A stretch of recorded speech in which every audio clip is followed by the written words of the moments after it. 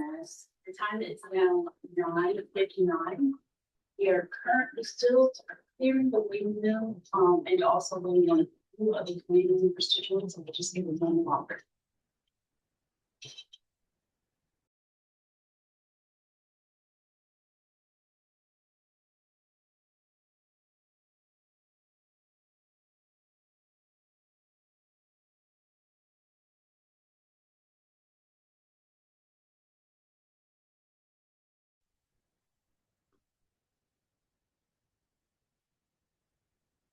Good morning. Good morning. Good morning, Beth. Good morning.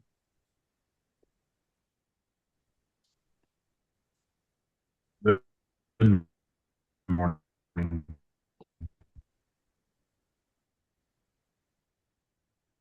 Morning, all.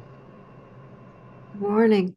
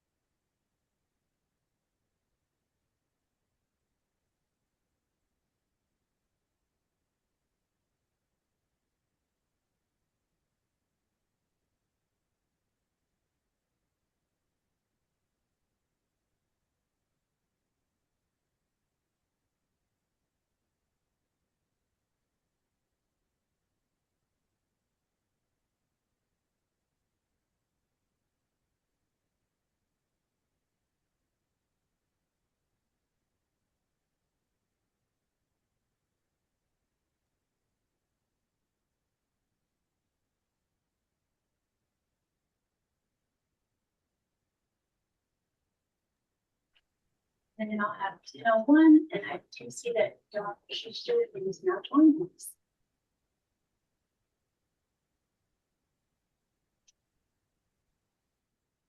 Good morning. I just missed what you said, Danny. Letting everyone know that you are here. Okay. And are we ready to start? Okay.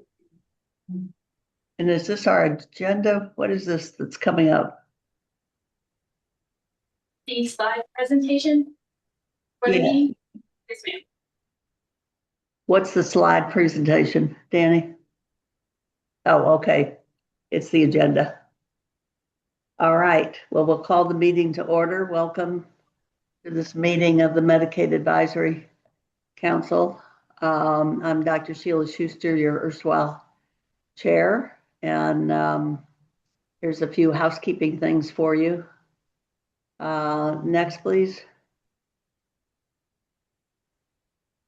So we will have our opening, and we'll ask our secretary, Aisha Elam, to call the roll, please. Yes, ma'am. Let's see. Barry Martin. Is Barry here? Dr. Beth Parton, I saw. Here. Brian Proctor. Brian Proctor. Dr. Catherine Hanna. Dr. Catherine Hanna. Dr. Matthew Burchett. I'm here. Emily Beauregard. Here. Eric Wright. Eric Wright. Heather Smith. Here. Aisha, I'm here. Dr. Kelly Evans. Here. Kendra Marsh. Here. Kent Gilbert, I'm here. Linda Ross. Linda Ross. Nina Eisner, I'm here. Peggy Roark. Peggy Roark. Ronald Butler. Ronald Butler. Dr. Timothy, I'm sorry, Houchin? I think that's how you pronounce it. Okay. Dr. Sheila Schuster? Geez, almost Yes. couldn't get yours. I'm sorry, is Dr. Houchin here? I Okay. see him I'm on here. video. Can you hear me? Oh, there we yes. go. All right, thank you. Thank you. Susan Stewart. I'm here. Okay. Tanya Whitfield. Tanya, and I'm here. Oh, sorry about that, Tanya. I knew that. Theta Simpson Mosby.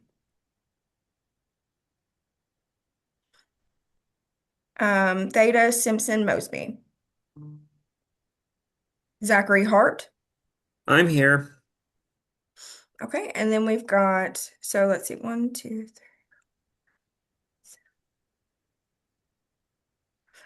14. We have 14. I believe 12 establishes quorum. Right. And then we've got Dr. John Langfield. Dr. Langfeld will be joining around 11. I'm Ellen Cartmel, his chief of staff. Would you like me to put my name in the chat? That would be great. Thank you. Thank you, Ellen. Dr. Katie Marks. Present. Good morning. Good morning. Lisa Dennis. Lisa Dennis. Okay, Lisa Lee. I'm here. Good morning, Hey. Commissioner. And Tavon Harrington. Good morning, I'm here. Good morning. Great. Okay, that concludes our roll. All right, thank you so much, Aisha. Appreciate that. And we do have a quorum.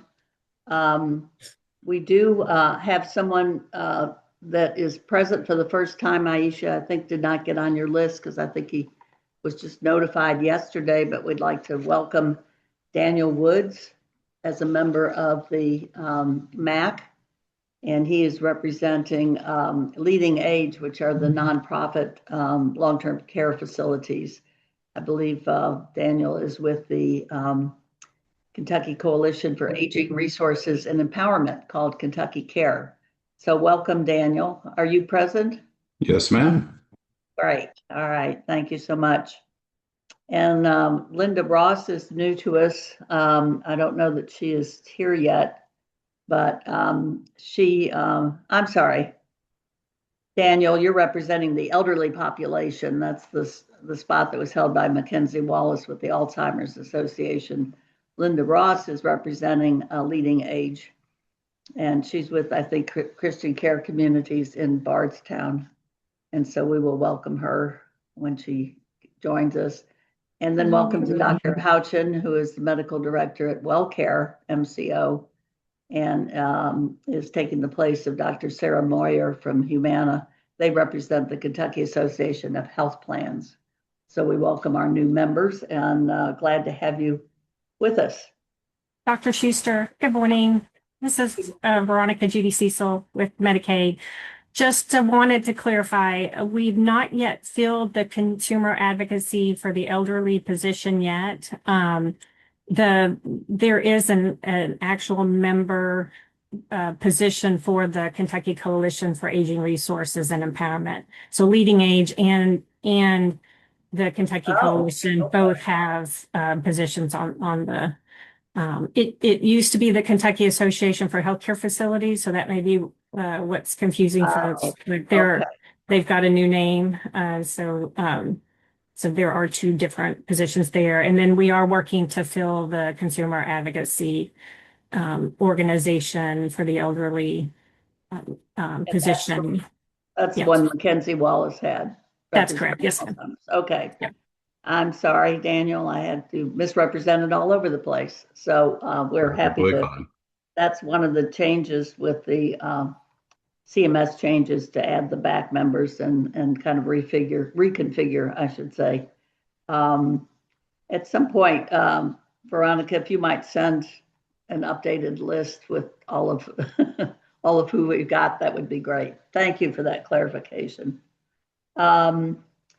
Are there any disclosures of conflicts of interest? Feel free to raise your hand or to raise your hand remotely and let us know if you have any known conflicts of interest looking at the agenda for today.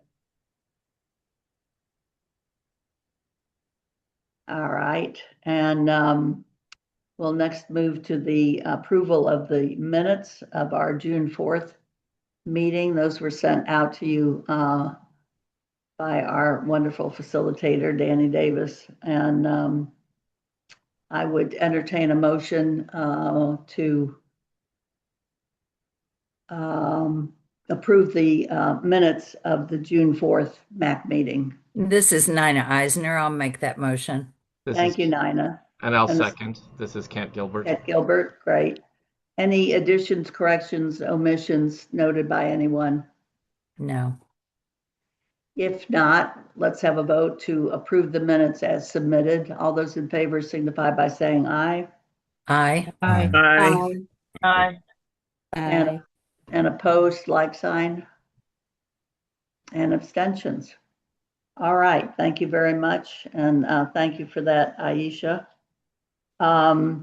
We next move to the officer nominations.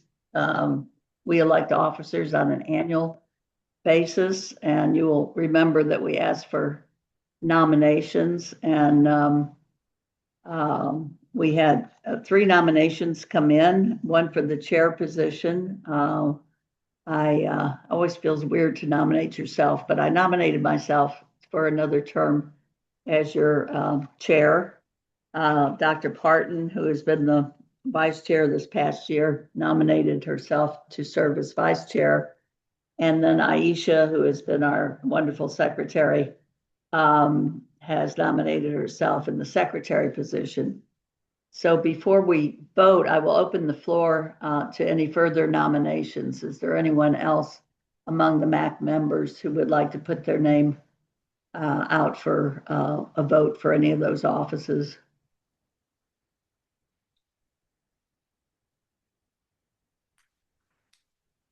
Hearing and seeing none.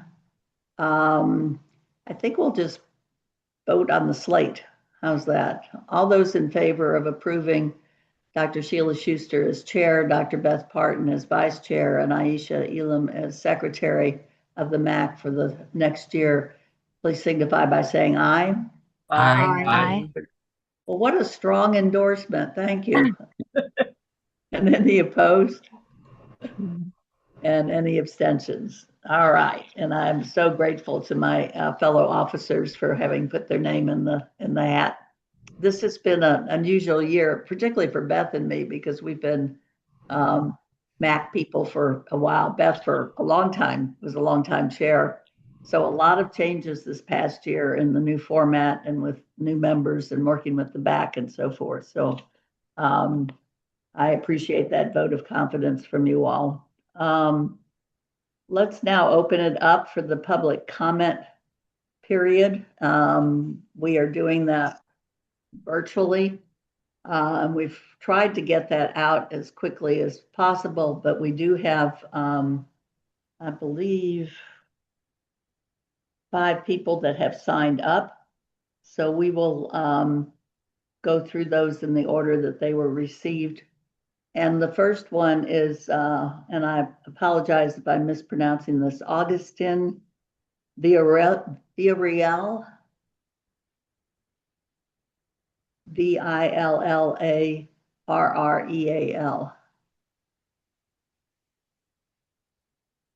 Are you present? Are you able to make your comment?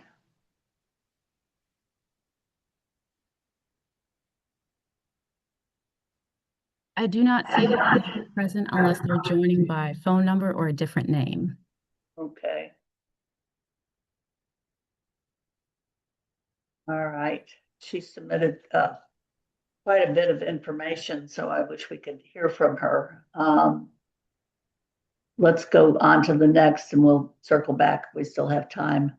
The next is Casey, Kaycee Brooks, Brooks.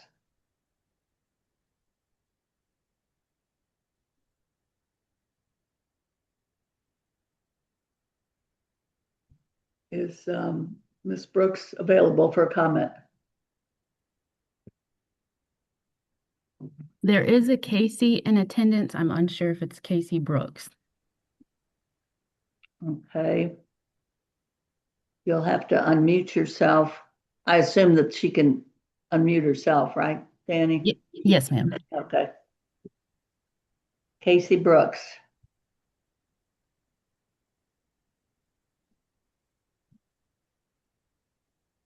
All right, let's go on to Bill William Keneally.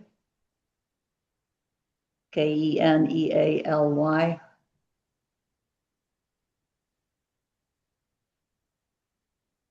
Mr. Keneally, are you with us?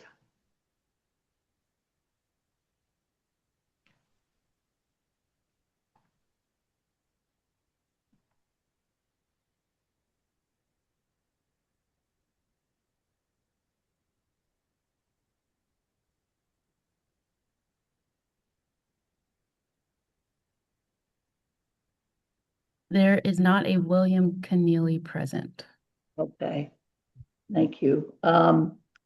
Amy Cutter, Cutter.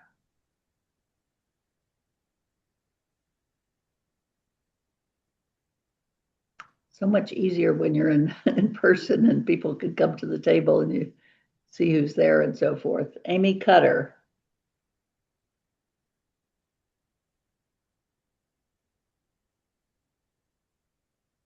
There isn't an Amy Cutter present either.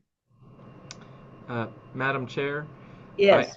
given that all of them aren't here, I'm curious as to whether there might be some technical problem, like did they get the wrong Zoom link, or is there some possibility that their whatever they needed to attend wasn't provided?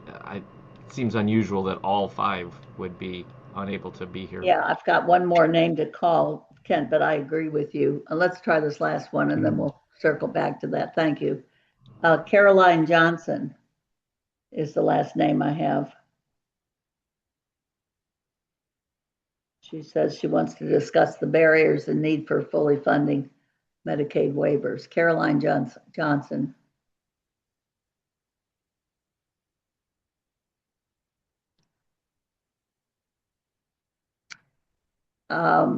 Danny, walk us through a little bit, because we talked about this in our preparation for this meeting, that the first round of people, we didn't even get their email addresses, right?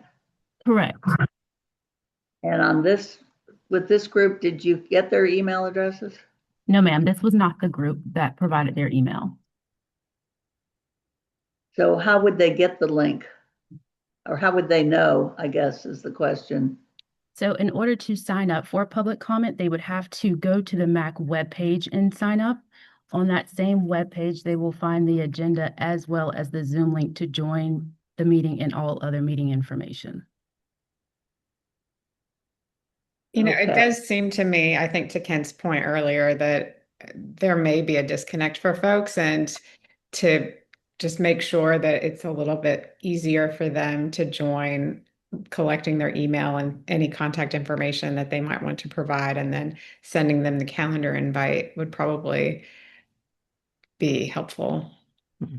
So Emily, are you suggesting that we make it mandatory if somebody goes on the website to fill out a to participate in public comment, that we make it mandatory that they have to have an email in there? I don't think it's unreasonable to ask for an email address. And you could put a note there that it wouldn't be shared, that it would only be used to, provide the calendar invite. there could be opportunity to add additional contact information that could be optional, but it would probably help to get people here. And I also think that if it doesn't already say this, and it may, and I haven't looked, if it doesn't explicitly say the Zoom link is on the front page, I mean, when you click the button, I think a little hand-holding is probably more better. Yeah. If you're signed up, put your email here, and the Zoom link is on the front page, or here's the Zoom link, and put it on your calendar. Or that we need some sort of confirmation process where the chair says, okay, you're on or you're not on. The other thing that I think I would have assumed that people who sign up would know is where they're at on the agenda.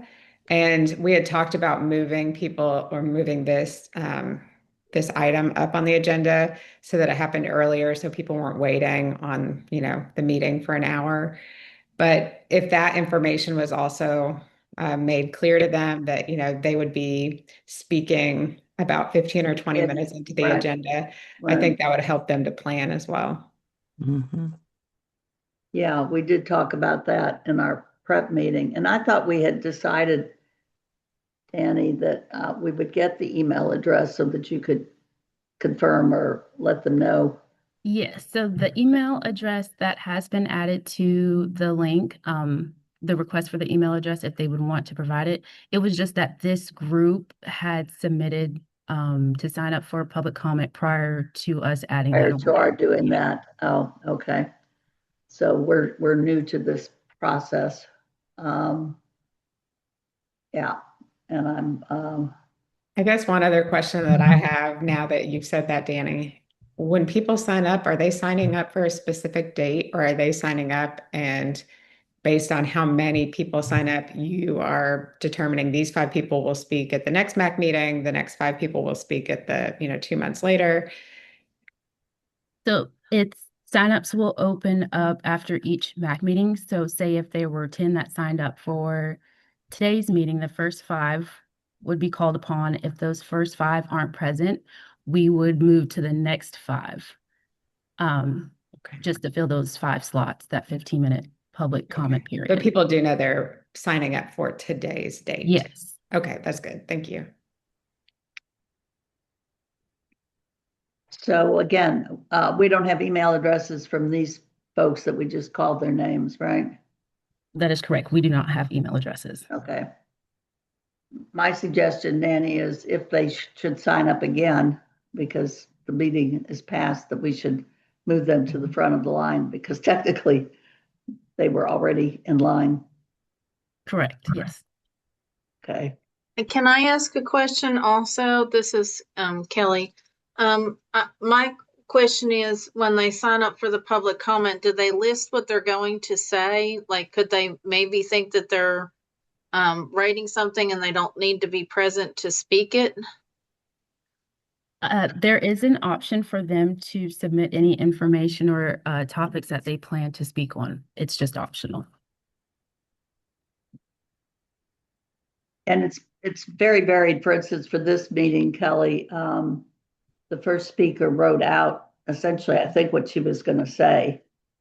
I mean, it reads as a statement. It's very detailed. Only one other person said, I'd like to discuss the barriers and need for fully funding Medicaid waivers. So it's much more of a topic than an actual statement.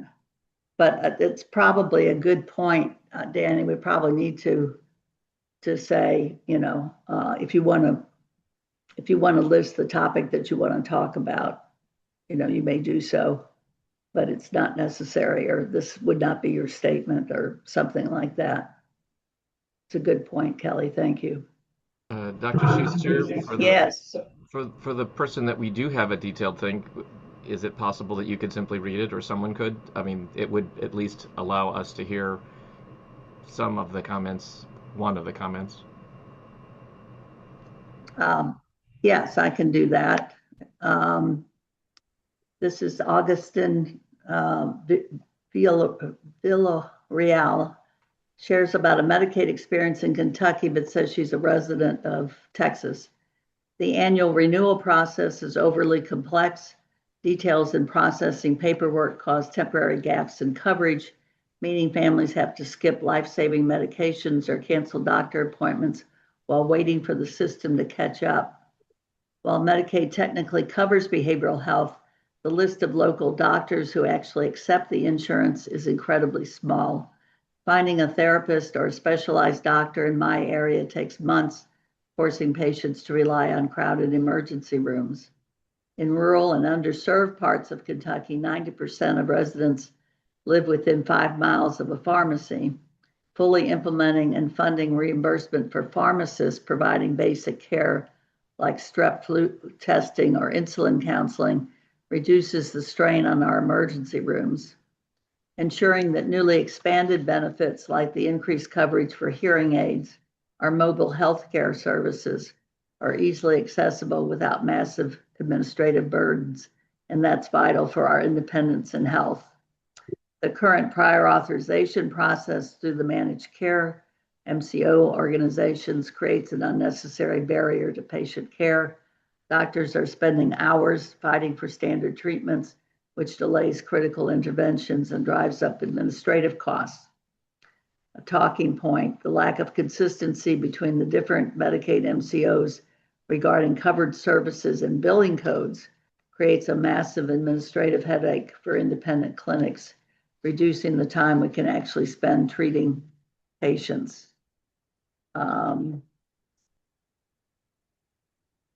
Due to the systemic processing delays and the shortage of state caseworkers, families are facing temporary gaps in coverage through no fault of their own. When paperwork sits in a backlog, patients are forced to miss critical doctor appointments or to leave necessary prescriptions at the pharmacy counter. Even though children often remain eligible, the administrative hurdles act as an unwelcome mat,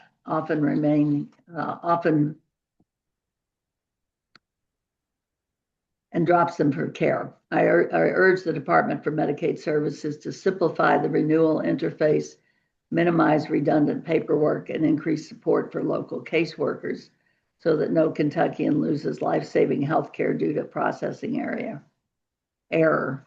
Thank you for your time. So lots to chew on there, I think. And lots of those issues, I think, are being talked about at the various TAC meetings, Technical Advisory Committee meetings. And I think that we hear those in family testimony also on some of these issues. So thank you for asking for that, Kent. I think that was worthwhile. So we will continue to work on shaping up the public comment recruitment, if you will, or opportunity, let's say, and appreciate Danny. We'll check in with you again on that. We did want to follow up. There were two comments made at the last meeting, one on prosthetic care and nursing facilities, and one on lymphedema garments. And I wonder, Commissioner Lee, if there's any follow-up from DMS on those.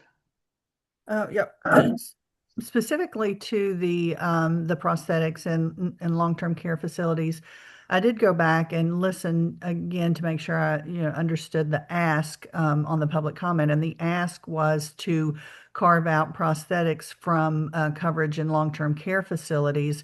The speaker stated that she had 40 to 45 individuals who were having issues getting their prosthetics because they were in a long-term care facility. The long-term care facility was stonewalling, for example, and I did request names of the individuals. I have not received those yet so that we could investigate and see what's going on. At a minimum, we need to know, what those, the name of the facility so that we can definitely follow up and maybe even send some OIG investigators in there, because if they're denying prosthetics, we want to make sure that everything is that they're complying, and there may be other issues with that. So that's the first thing is, we need to know so we can investigate. And I haven't received those names yet, but if we have some contact information for and her name was Danielle, we can reach out, try to get that.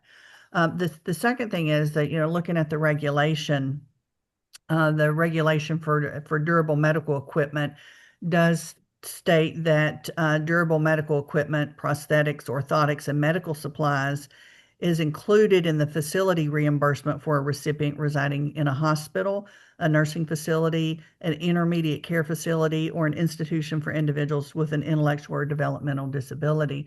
So we have looked into it, and again, we will not be changing the regulation or carving out DME from long-term care, but we do want to investigate those cases when we get information. Okay, so you've reached out, or you are going to reach out to Danielle, and yeah, we'll see if we have that information. If we have her contact information, we'll definitely reach out. I think I have it. If you don't have it, because yes, please, if you included provide that to me. Yeah, or if Danny has it. Yeah, because we'll reach out, because we definitely need, like I said, at a minimum, the name of the facility. So, and what was the other comment? The other comment was about not having change of garments for people. I guess this is wound care, is what it sounded like. And so she was asking for, and we referred her, I think, to the therapy tac, actually, because it was a lot of people that were working either with PT or OT, and the garments were getting soiled, and there was no funding, no opportunity. It wasn't clear to me. I don't have that person's contact information. Well, I'll go back and I will go back and listen to that one again. I'm sorry, I don't have a follow-up right now, but I'll go back and look so that we can discuss it. Dr. Schuster, I can follow up with you and then provide an update at the next TAC. Yeah, and again, our flaw in the system and not having the contact information, the person, came on screen and told the story. And so I think my recommendation was to contact the therapy TAC. But again, we don't, without that contact information, we really don't have a good way to get back with them. So we'll plug in some of the holes in that system. But definitely we'll get you the information about the lady that spoke about the prosthetics.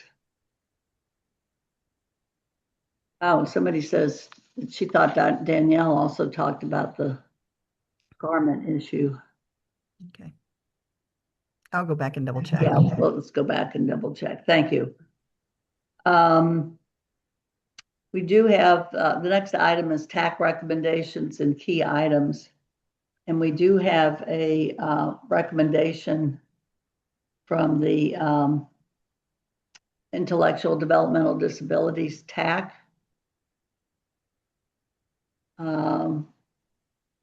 Is Wayne Harvey on? You want to give that recommendation, Wayne? Yes. Thank you. Morning, Dr. Schuster. Yeah, just remind people, just ever so briefly, but what's the subject matter? What is your TAC focus on? Well, I chair the IDD TAC, which is primarily focused on issues and policy concerns around intellectual and developmental disabilities. It's been a long-standing TAC. I think it's been in place since we've started the TACs, actually.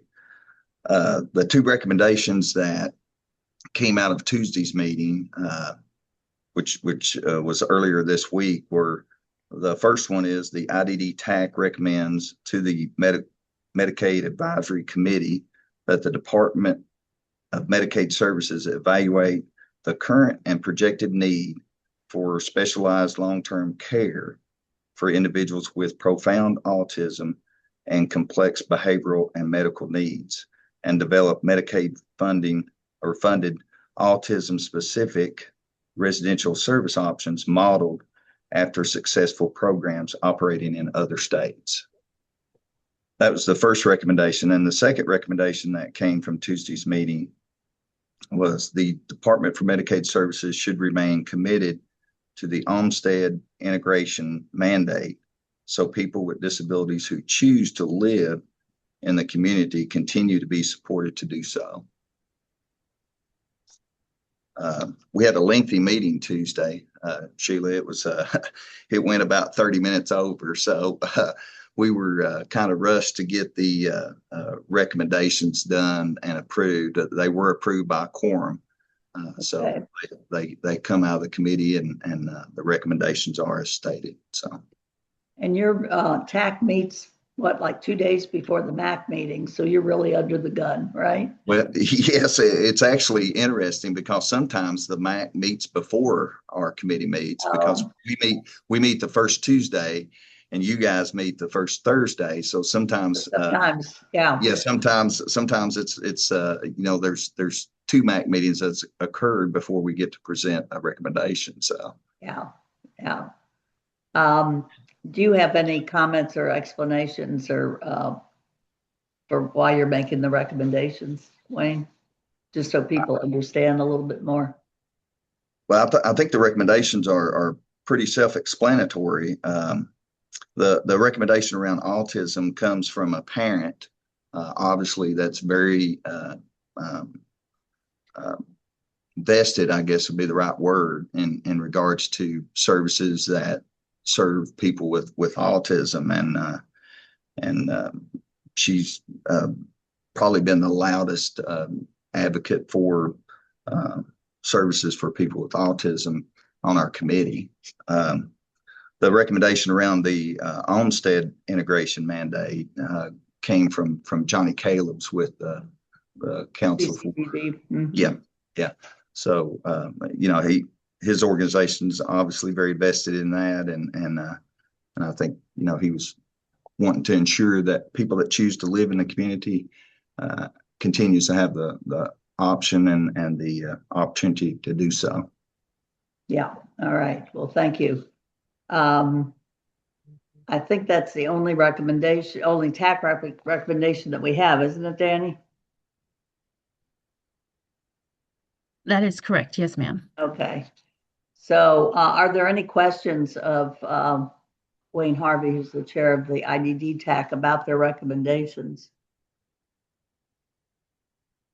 I will say that autism, and particularly services for what we call profoundly autistic or profoundly severe is the level, autism has really been the focus. In fact, there was a 2-hour meeting called by the Interim Joint Committee on Families and Children that was devoted solely to autism, and that was 2 months ago, and the room was packed. There's just a lot of concern and interest, so I'm glad that you all are following through there, Wayne. I think that's a good idea.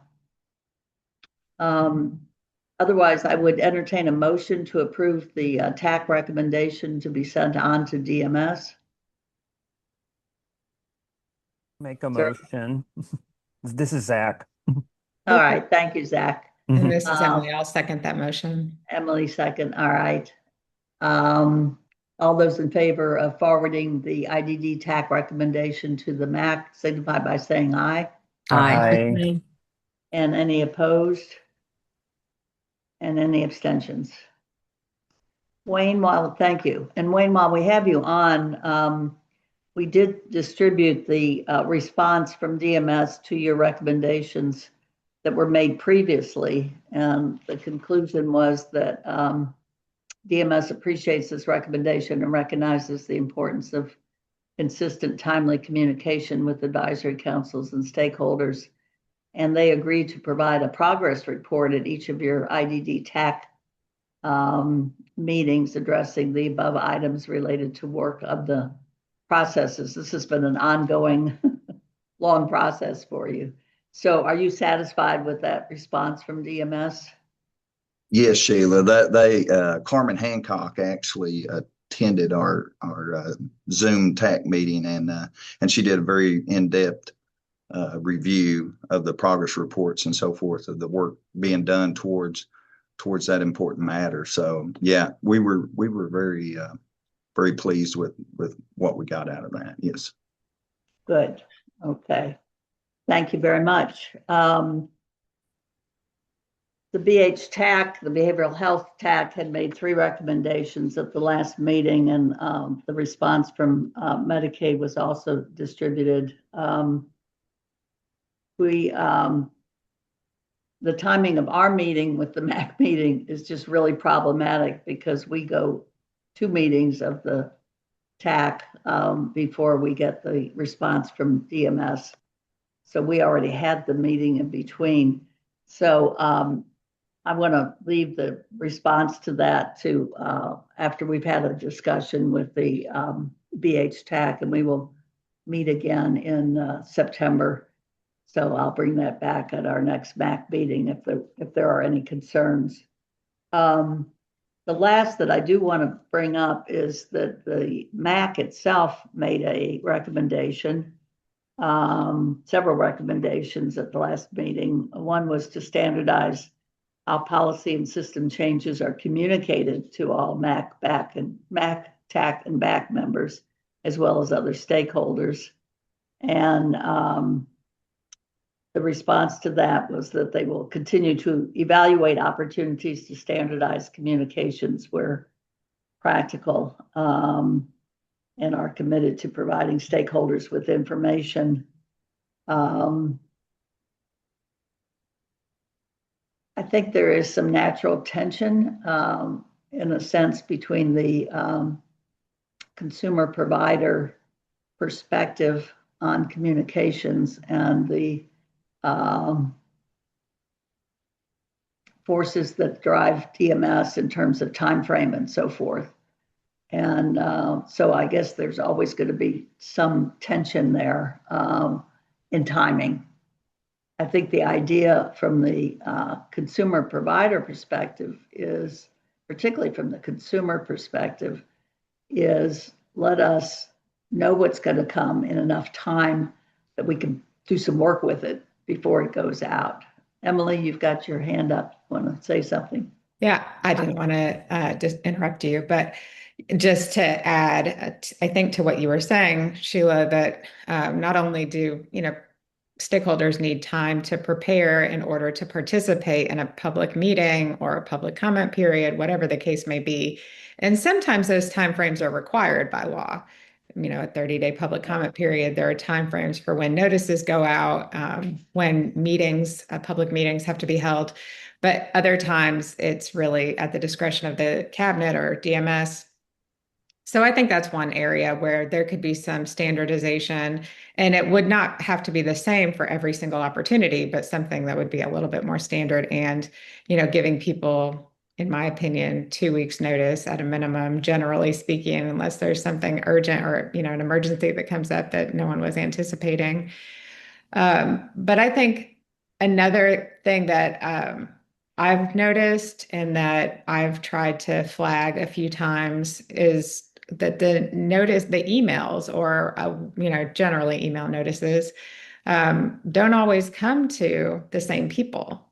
So just doing an inventory of all of the different email listservs, the distribution lists that people are using to make sure that the right individuals are being captured, and then how people could sign up to get particular email notifications.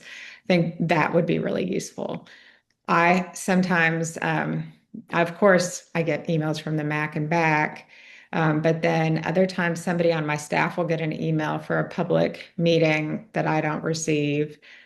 People will forward me something that I haven't seen myself, and I don't know how to get on those lists, but it seems like there are some gaps. Yeah, that's a good point, because sometimes it's very obvious that it's going, and it may even say in the subject line, notice to MAC, BAC, TAC, or whatever. But I have on occasion, and Danny knows this, I've emailed and said, tell me who got this, because I want to be sure that, say, all of the TAC chairs got it, or, whatever, or that the, whoever's on their consumer watchdog list or something. So it and we don't need to take up the time of the entire MAC, but I think that bears some further discussion, perhaps with DMS staff about how those notifications are sent, and how to, and if some of those are open. Commissioner Lee, you have your hand up. We're delighted to hear from you. Yeah, I was just going to thank Emily for that recommendation to do an inventory of our listservs. I think that's a good idea, and we will get on that so that we can make sure that individuals receive the same communication at the same time. And we'll let you know how that goes. But we'll start on that inventory. I think it's a great idea. Good. You don't even have to Thank put you. it in a recommendation. What? We don't even have to put it in a recommendation. Don't even have to put it in a recommendation. While you're doing that, or maybe there is a process and we just don't know it. What if a Medicaid member or a consumer rep of some kind wants to be sure that they get all of the emails that are sent about services, even if it's a particular kind of service? I mean, is there any way for people to sign up for notifications? I'll take that one. I'll take that one back to our communications team and see, what they recommend or what we can do. So I'll take that one back and see. I will say there is a subscription section on the cabinet's webpage, but the categories are a little vague to me, and I think probably outdated, however those lists have been managed. I signed up for all of them just to see what would happen. But in any case, I think that's a good place to start. We are going through an exercise right now where we are looking at all of our web pages and documents and things that are out there, because we there's an accessibility rule, so we do have to comply with the accessibility rule. And you'll notice that some documents have been moved, archived, or they're over in different areas to find. So this is something that we can take back to that work group and see how we can kind of make it a little bit easier for folks who want to get information on a routine basis. Thank you. And I do appreciate the move to make everything on your website much more accessible. I think all of us are going through that process right now, because the accessibility, particularly for those with any kind of visual impairment, we've assumed somehow that, it gets translated or it gets seen in some way. But I do appreciate that, because that has come up before. And Veronica just put a link in the chat that is our main page for individuals to receive email notices from Kentucky Medicaid. And Emily and others, if y'all want to take a look at that and give us some of your thoughts on that, just because you said some of the categories are vague or maybe outdated. So let's take a look at that and see if we can make some improvements on it. I was going to also add, and I'll put this in a note too, but I signed up for several of those things, but it's difficult to tell which topic is being addressed. And so when one gets 300 emails a day, it's very helpful to know this is from, the department on this area, this topic, something that's sometimes hard to thread out. And also I discovered that signing up for sections, you get a lot of emails that maybe are not your particular interest, but are grouped in that same subcategory. And so 50 or 60 emails, of which only 3 or 4 are the ones that I'm particularly scanning or hoping to learn more about. And I realize I appreciate the complexity of how to program all of that. So these are comments that I offer humbly as just a user experience. not I know how crazy making that can be, but it is, I think, if we're talking about actually communicating, providing the hooks for the end user to understand what they're getting is possibly more important than how we make sure that we comply with the law. Right? We want to make sure we do both. I was gonna say, I can jump in here and provide just a little bit of insight, if that's okay, Commissioner. I'm Kelly Clace, our communication staff assistant. So this has been incredibly helpful because sometimes we don't know on our end how it kind of lands. So just for everyone's knowledge, we do use a cabinet-wide system. So automated emails will, not specific to your case, that's a different thing, but just general notices and things will come from the Cabinet for Health and Family Services. And we don't have a really good way to sort of change that sender, right? So that is one thing. But there are some things, I think Emily made a great point that the categories are kind of vague. And maybe we just need to go in and kind of relook at those. And figure out what the best ones are going to be for people to sign up for, and then maybe provide some guidance, right, that folks can use so they know which ones they're signing up for and what kind of emails they're going to get. I did something similar to that when I came to this role from our long-term service and sports area, so we can definitely look into that. It's a project that's on our list, but we will definitely try to elevate that since we have a lot going on. But this has been incredibly helpful. But just for your knowledge, that's kind of what we're working with right now. So. Thank you so much, Kelly. And I remember you from long-term care. Lots of work over there, but that we appreciate that very much. And I do think that, and sometimes we don't know what we are looking for. I mean, some of this is on our side as well. I'm like, I want to know everything about behavioral health. Well, and where all is that going to show up is also part of the problem, I think. It's helpful. We get emails that I assume are sent by Danny that say CHFS, and then it says /MAC/back/TAC or something like that. And those are helpful because I really target those. I mean, those are ones that, I really want to pay attention to. And so I think to Kent's point about if either the sender is kind of identified that way, or if what pops up as the subject matter or something is maybe more is clearer, as opposed to new communication or whatever it is. But anyway, thank you very much. I think this has been really helpful discussion. Anything else on those kinds of communications and so forth? Sheila, yeah. This is Beth. I still don't know how to raise my hand. You're going to have to show me how to do that. We're still on the TAC. Yes. Part of the agenda. So I was wondering if you wanted to talk a little bit about what we had talked about as far as going back to our system of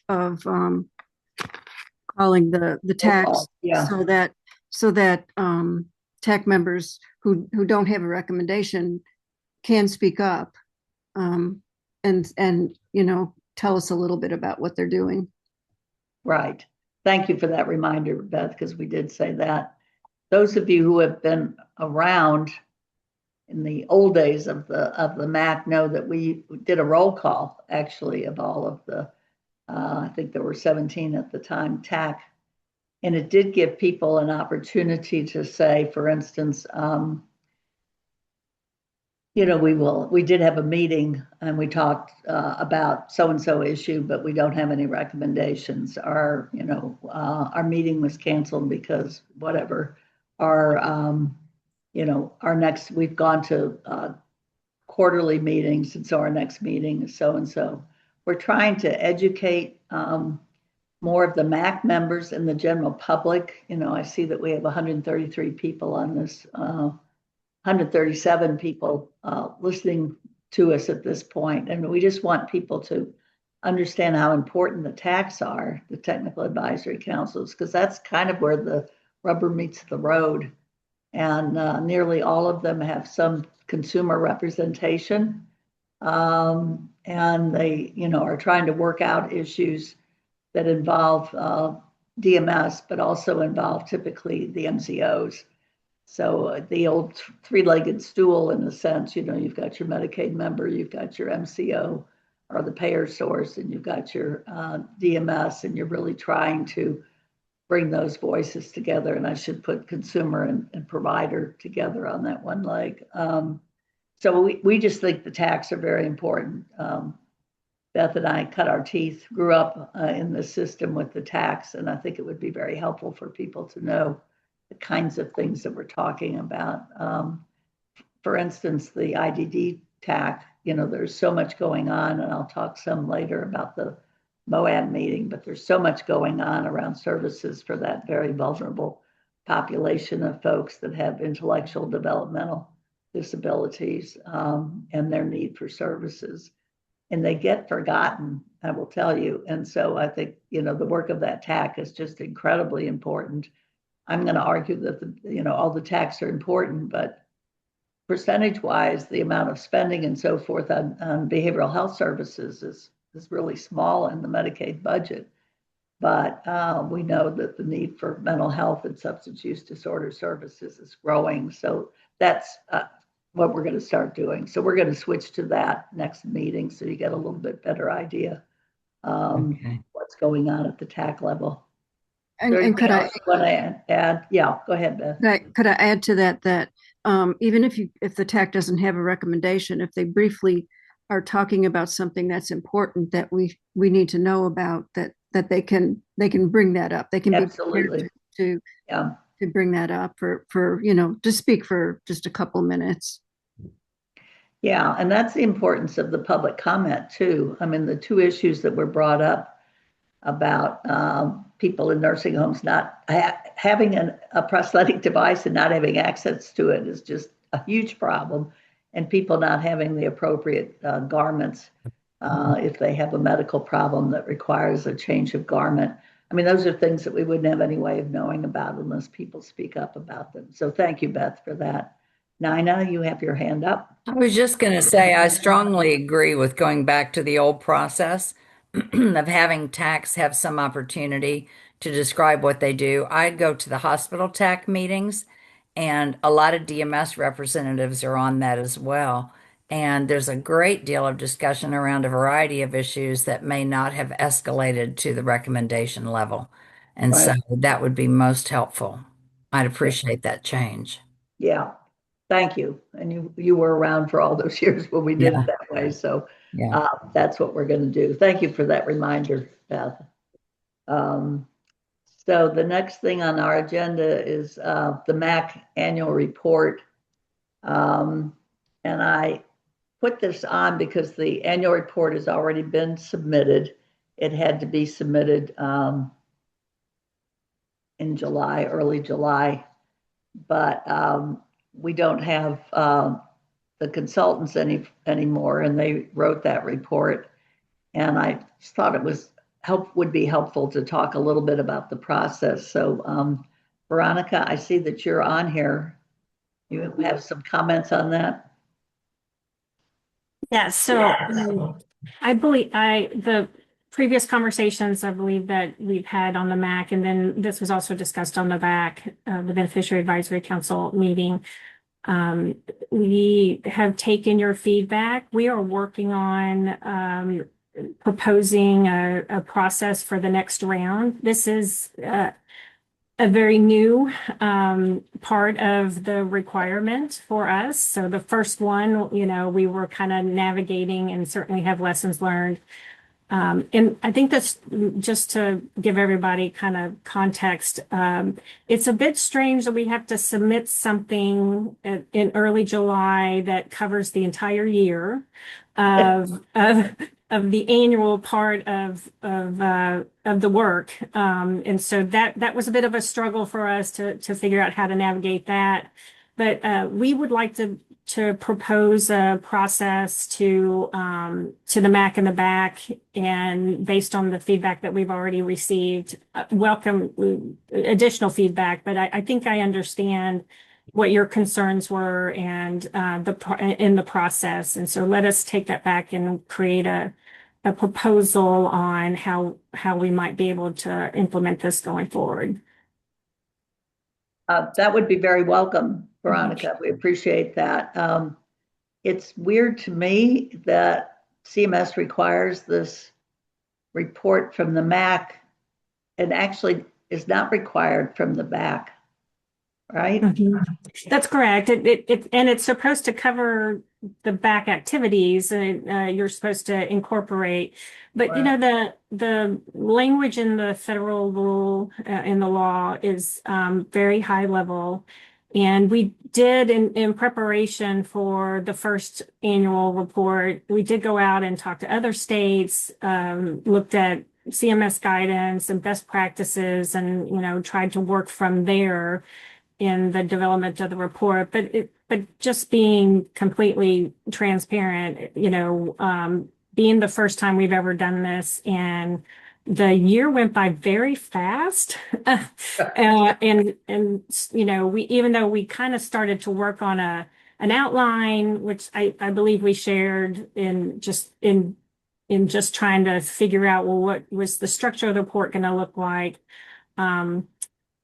It kind of then evolved from there, and the next thing we know, it's June. So, I think a thoughtful, intentional process that everyone has seen and agreed to is going to be helpful going forward. Yeah, I think so too. I mean, certainly we don't want 50 people writing this thing. And that's never a good idea. But I do think having an opportunity, and I was concerned because I don't know that it ever got, or it only got shared with all of the back members very, very, very late in the process. And that was a real concern too. Emily? I think that, the first one teaches us some things that we can learn from, and then, we know a little bit more about the process to plan for the next one.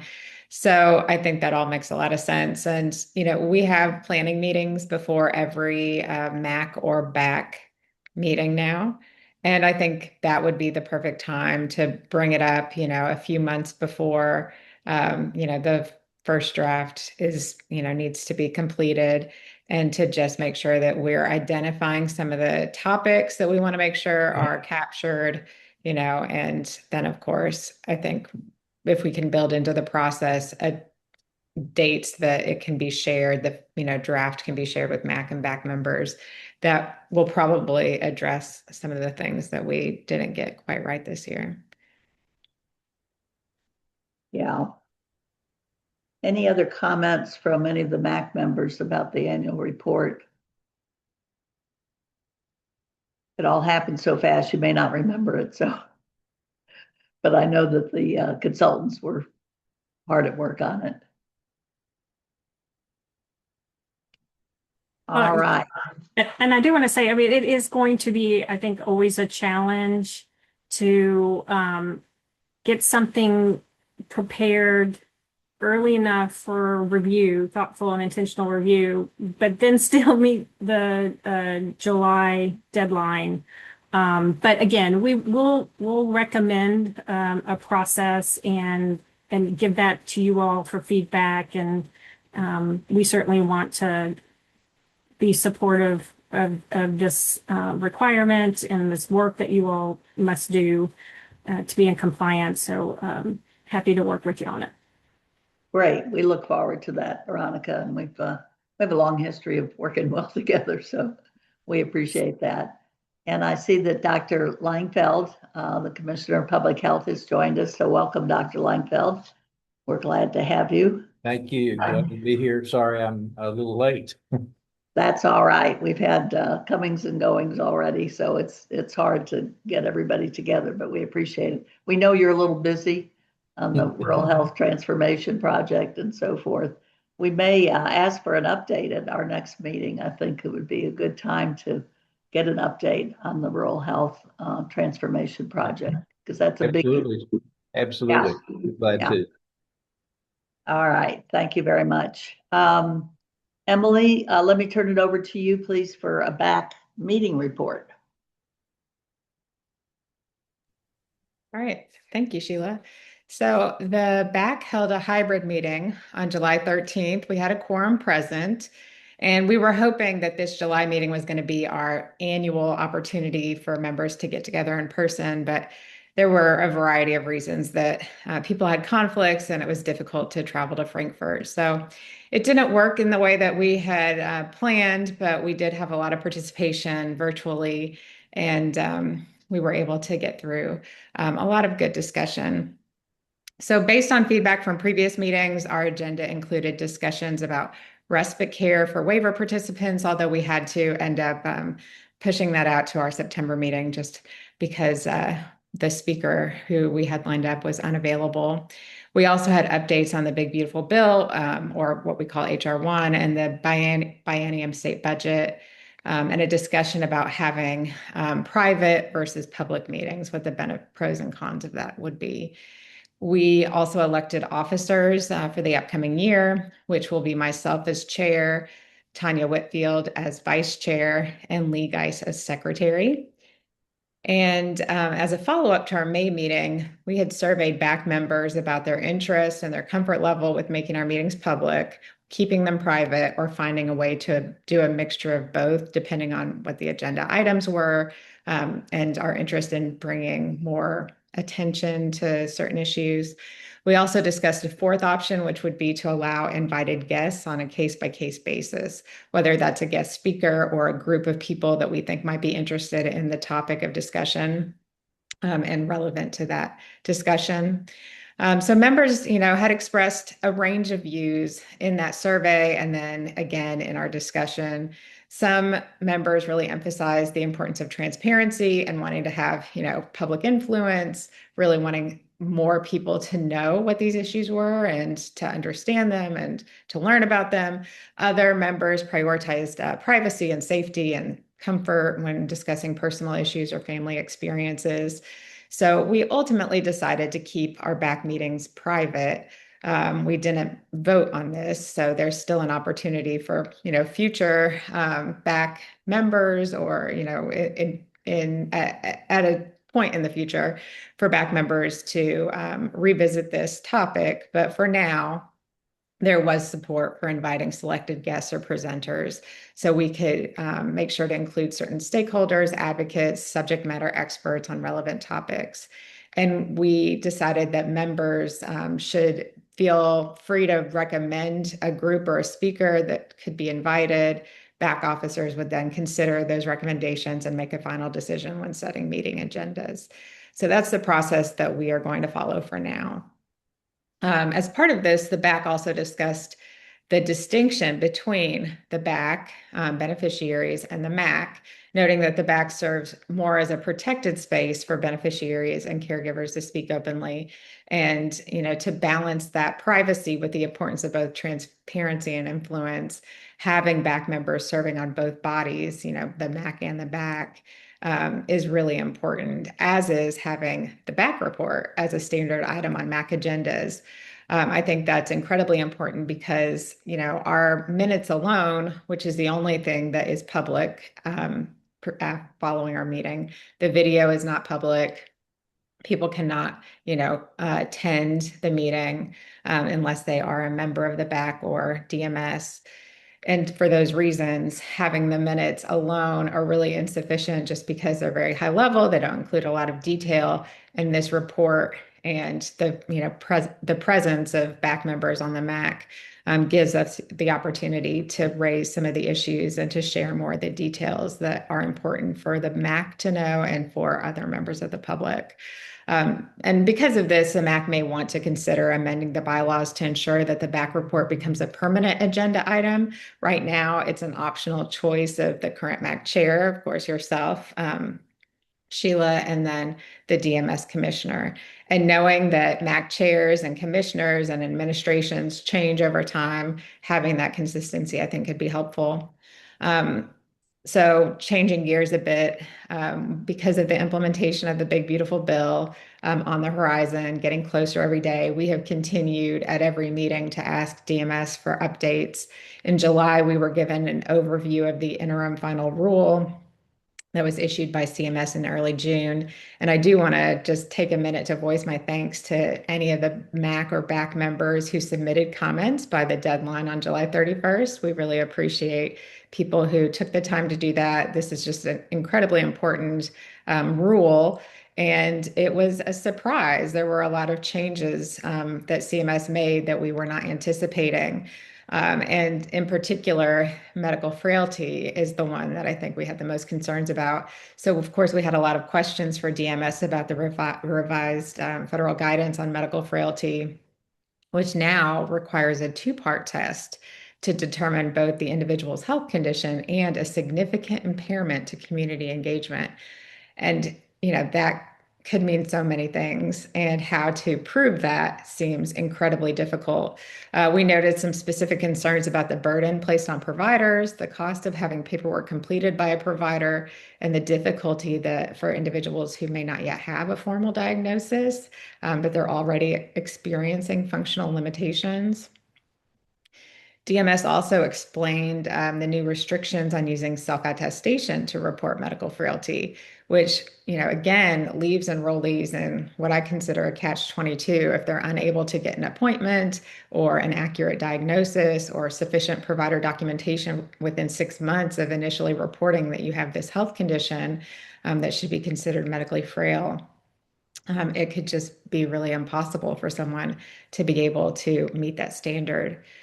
We're still hoping that Kentucky will be given some level of flexibility on medical frailty and self-attestation. That hasn't been made clear yet, but I think regardless, these new rules really underscore the importance of having a robust provider network with the capacity to see patients promptly and complete needed paperwork to ensure that we're protecting medically frail Kentuckians as Congress intended. And despite these last-minute changes that were made by CMS, we learned that DMS would need to start notifying beneficiaries of the new requirements in July. So those notices went out last month. And while these outreach notices were only sent to households that included expansion individuals, we were really glad to hear that the notices identified which household members were in the expansion eligibility group and which were in the traditional eligibility group. In most households, there is a mix. So it needs to be really clear who will and will not be subject to the new work reporting requirements.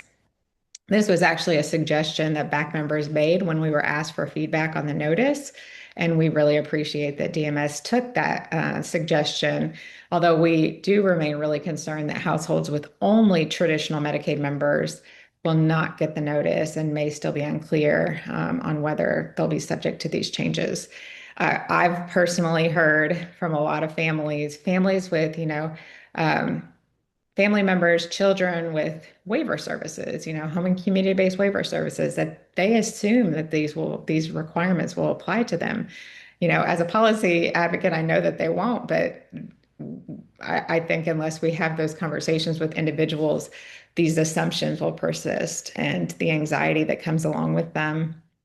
We also really appreciate, I should say, that DMS has shared a number of draft notices, forms, screens, FAQ materials with BAC members and with other beneficiaries for our input. I think that's been incredibly helpful. And this is something that we would love to see just become a more year-round standard practice, along with end user testing. That really ties into the MAC recommendations from our last meeting. I'd also like to see DMS including a summary of the feedback that is being collected and how it's being incorporated into our next annual MAC report, which we just discussed, because I think that really connects the dots between our advisory role as stakeholders and then how changes are being made to policy and practice as a result. And finally, I'll just say that we did discuss the state Medicaid budget shortfall and the proposed cuts that have since been rescinded. And I think we're all very deeply grateful that those cuts have been avoided for the time being. The last couple of months have been an absolute roller coaster ride for many providers and beneficiaries who have been left feeling, I think, confused about the budget and just insecure about the future of the program. And the challenge that I've kind of identified for many of us has been just understanding the base budget for continuation of current services and what those expenses entail. And I think the MAC could be a really good venue for that type of education. So I hope that we can go into the next legislative session with a better understanding of what's needed to fully fund the Medicaid program in 2028 and beyond. And I think the MAC can be a good venue for that. So that's the conclusion of my report. Happy to answer any questions. Thank you very much, Emily. Always full of information. Kent has his hand up. Emily, in terms of related to the MAC report, I fully agree, and I will certainly be, if the TAC isn't already making a recommendation, I would second and would propose that we require the BAC report at every MAC meeting.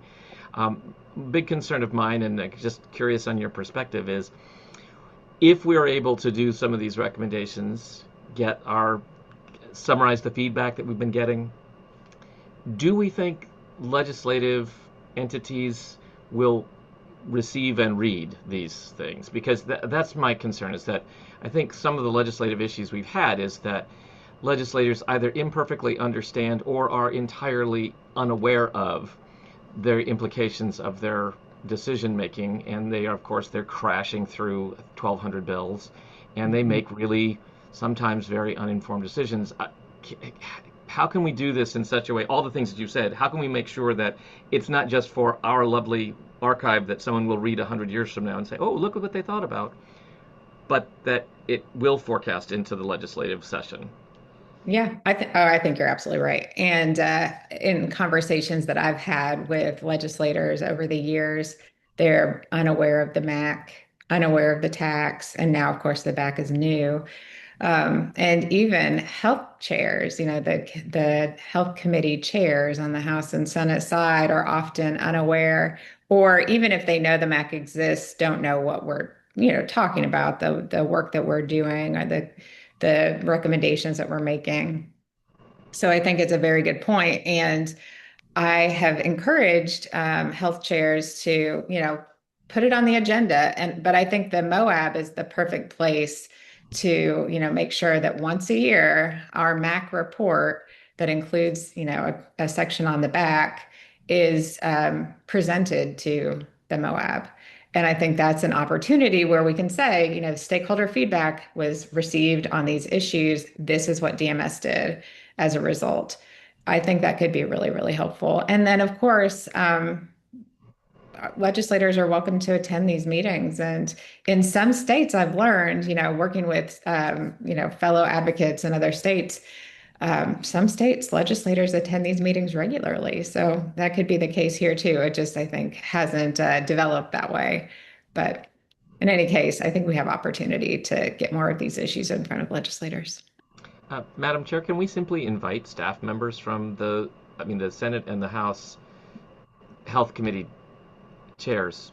Would it help if we just simply said, look, we want somebody from your staff here?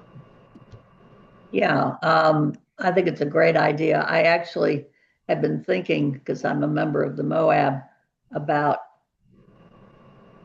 shining a light on the MAC and the BAC. And I hadn't thought about doing it around the release of the annual report, but that may be a good time to do it. I can make that request that we be put on the agenda of the next MOAB meeting or the one after that, and have Emily and myself and talk about that. And then, certainly make the verbal invitation, but I think it makes sense. And the chairs of the both Senate and House Health Services Committee and Family and Children's Committee, because that's the other committee, and the A&R are all members of the MOAB. So it's the meeting of the minds there in a sense. So presenting to them, inviting them, and then making specific invitation. And of course, Commissioner Lee is on the MOAB, and she has her hand up. Commissioner? Trying to get off mute there. I was just going to say that I've noticed that Miss Bates, Stephanie Bates, is attending the meeting, and she is part of the, I think, Office Health and Data and Analytics over in LRC. So I'm sure that she, will take any pertinent information back to the team over there, to the chairs. So yeah, and actually Stephanie and her staff, Elizabeth Quinn, are actually doing the communications like the LRC staff have typically done before, Commissioner, for the MOAB. So yes, I hadn't thought about that, but we're always happy to have Stephanie on. But I think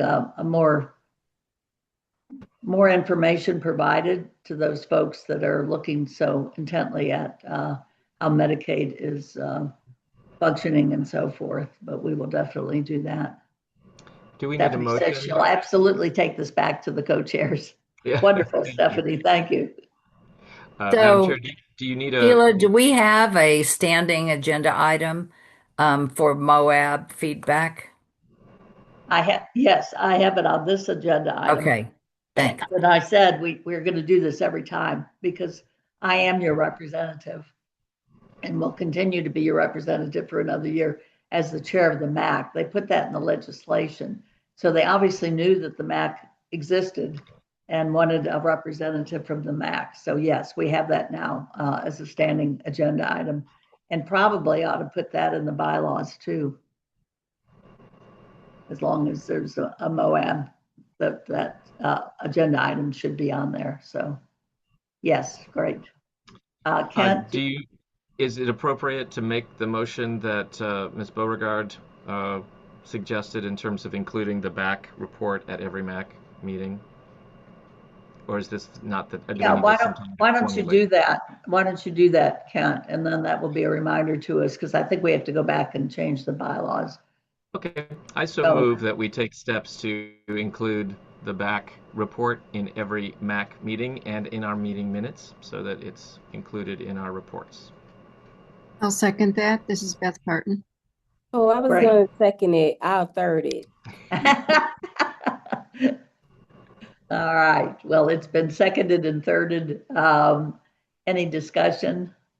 All those in favor of the MAC agenda always having space for the BAC report signify by saying aye. Aye. Aye. And opposed, like sign, and abstentions. Nina, you want to make a motion that we include the MOAB report? Yes, I'd make that motion. I thought I heard you say that. Yeah, for sure. I'd make that motion. And I'll second. And I'll second it for her. Oh, all right. Tanya, we're going to get you in there. So great. So the motion's been made that the MOAB report also be included in every MAC meeting. And all those in favor signify by saying aye. Aye. Aye. And opposed, like sign, and abstentions. Wonderful. All right. Thank you. And now, Commissioner, and I think do you have Steve Bechtel with you? I do have Mr. Bechtel with me. All right. We can jump on ahead to the next slide, Danny, and the next one. So as Emily said, the Medicaid budget is very complex, and understanding what we need for continuation versus anything else that may come up, it does get quite complex. And as you know, we earlier this year, we were looking at our expenses, we were looking at our budget, and we were predicting a shortfall, and we were looking at cutting reimbursement to certain providers about 4%. And then the governor and the state budget director made some announcements about revenues coming in higher than expected. And if you watched the interim, I think it was the interim joint committee yesterday on appropriations and revenue, Secretary Hicks did talk about the revenues and how they were higher than expected, and they used those funds, some of those funds, to help fund Medicaid through 2027. So we don't have to do that 4%. We don't expect to have to do that 4% reimbursement decrease in state fiscal year 2027. We're still keeping an eye on anything going on in 2028, a little bit of concern there. And I do want to point out, and I want to note that, we have the Lee Specialty Clinic on here, and as you all are aware, several advocates went over and to LRC. They came to MOAB, the Medicaid Oversight Advisory Board meeting, and discussed the very important job that the Lee Specialty Clinic does. But the Lee Specialty Clinic reimbursement cuts were not part of the Medicaid cuts. Right. Lee Specialty is funded in large part through our Department for Behavioral Health. So it's not just Medicaid budget that we have to keep an eye on and look at, because the Department for Behavioral Health provides a lot of support to individuals that maybe are not covered under Medicaid, or that are receiving services that are not allowed to be paid by for Medicaid. So the Lee Specialty Clinic was not part of the Medicaid piece. So as we talk about budgets going forward, we just need to keep that in mind, that there are other areas in the cabinet that do help support services that Medicaid cannot pay for, and that are also equally important. Again, we have reversed that 4% cut. We did send out a letter to providers rescinding that original letter. And so I think I'll stop there, see if y'all have any specific questions for either me or Mr. Bechtel. Yeah, I think, Commissioner, that people looking at the budget numbers are trying to figure out, it looks like the funding that came from the General Assembly, that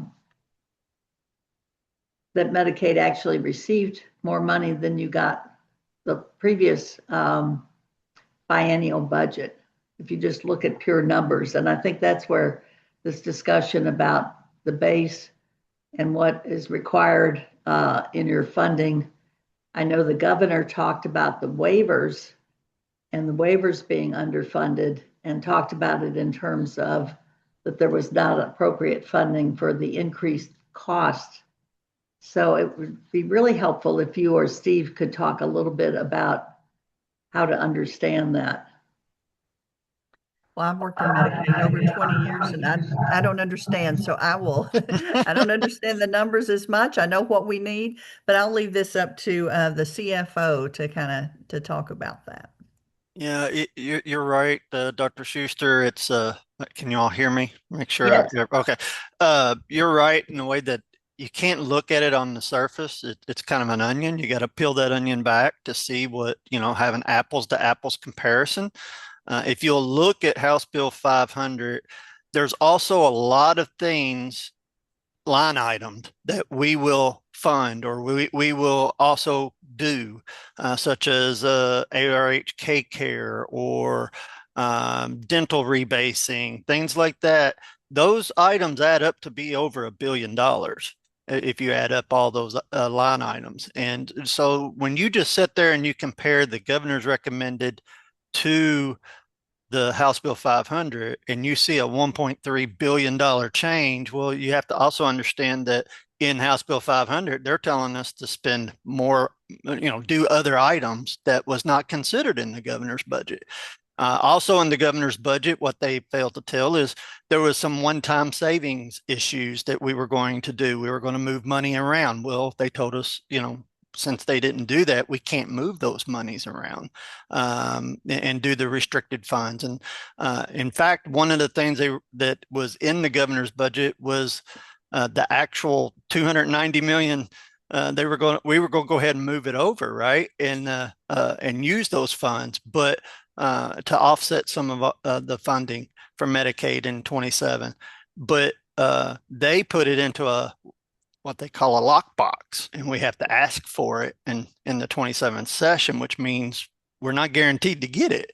So you have to back that out. So there's another $290 million that wasn't considered. So it's very easy to sit there and say, yeah, we gave them more money than what was in the governor's budget, but you need to have an apples to apples comparison on that. As far as the underfunding of the waiver slots, they funded slots for us in the budget for 27, but the slots that have already been filled is part of that growth or that continuation ABR that we're talking about. And there's inflation, there's things that we have to consider. A lot of people don't understand that our FQHCs, for instance, we update by Medicare Economic Index on a quarterly basis. That's required federally, and we have to do that. So when we do the budget for 27 and 28, we did the baseline, which was our 26 budget. Now let me give you a little time frame. When we did the 26 budget, it was back in 24. Right. We never thought inflation was going to be the way it has been the last few years. So the cost of that growth is now being updated with updated inflationary adjustments, such as your CPI indexes and your MEIs and things like that, that we're saying, okay, well now because of the cost of doing business has changed. We need continuation to do the same services at the same levels that we did when we did the original projection back in 24. It has changed since then. And that is the continuation ABR that was not funded in the budget. So that's where we're saying that we're underfunded the already funded slots because of increased cost. We can't keep up with that. So there's been a lot of talk about the waivers. So let me just see if I want to be clear. So the already existing waivers, that money was continued in the budget from the legislature, but they did not build in this inflationary cost. And we all know that everything costs more. Yep. So that is correct. The staffing for agencies, the medical equipment, feeding people, whatever's involved in the waivers was not taken into account. And the other thing you have to consider is in the governor's recommended budget, there was actually more slots than what was in House Bill 500. So you can't sit there, you got to back that out of what was in the governor's recommended, and that creates that difference. So from a public eye, yes, it does appear that the legislature provided us more money. But when you peel the onion back and you do an apples to apples comparison, we are shorted, and the amount that we were shorted was that continuation ABR. Zach, you have your hand up. Yeah, I just had a question about, because I've heard a little bit about this, where there were these additional things that the General Assembly decided that Medicaid was going to pay for that they hadn't previously. That's part of what, when you say that dollar amount, what were some of those things and why did they do that? I can't answer the why. We weren't involved in those discussions. But some of those things are the K-Care program. It's an incentive program that they want us to do to expand behavioral health access of behavioral health services in Eastern Kentucky. We need to define Eastern Kentucky, right? So we need to figure that out a little bit, but we're working on that. Dental rebasing, dental rate rebasing, a hospital vent rate, which is for Rockcastle County Hospital. And then there was some, when we did the budget, if you recall, HR 1 was coming out and they told us our directed payments was going to be grandfathered at the 25 amount. Well, then in February, they came back and said, oh, no, we're going to let you do the 26 amount, which was an increase. And so there was an increase in restricted and federal funds on that. I will say of all the funding that you see of these items, it's not that much in general fund. It's like 50 million in general fund. Majority of this is federal dollars, which I understand is still taxpayer dollars, but it's federal dollars or it's restricted funds being paid for by either provider taxes or IGT arrangements. I hope I'm answering your question, Mr. Hart, but those are the items. Okay, yeah, because I was just kind of, I had heard that, like, oh yeah, the overall dollar amount, but it wasn't necessarily for just doing what we normally do, as a basis. Yep. Correct. Thank you. Mm-hmm. Are there any other questions? I've got some other questions, Steve, but let's see if anybody else has any questions.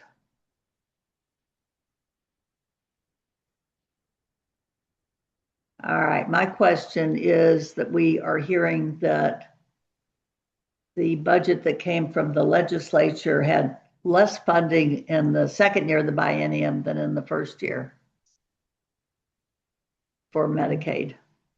People are talking about if there were a 4% cut in provider reimbursement in the first year, that it would have been it's likely to be a 7% cut in the second year. Let me clear that up a little bit. Okay. The 4% and 7% cuts were to across, we have an admin budget as well as a benefits budget. That 4% and 7% is only applicable to the administrative budget, not the benefits budget. So that would not have been, or it just So, happened. so the 4% that we talked about, Yeah. we decided on 4% for the mere fact that from the access final rule that CMS just passed last year or year before, I can't remember. Times everything's running together, but the access final rule says that we can go up to a 4% rate reduction as long as we can, it's in aggregate and it doesn't address or doesn't harm access, things like that.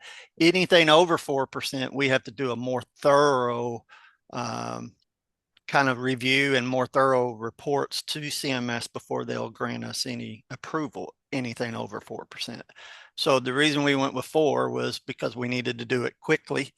And in order to maintain the whole year, to try to save those funds for the entire year, because it was going to require CMS approval. So that 4%, it was a coincidence that it's the same 4% that was mentioned. It's 4 and 7% hit our admin. Now I see Dr. Marks and others on here. It hits their budget 4 and 7%.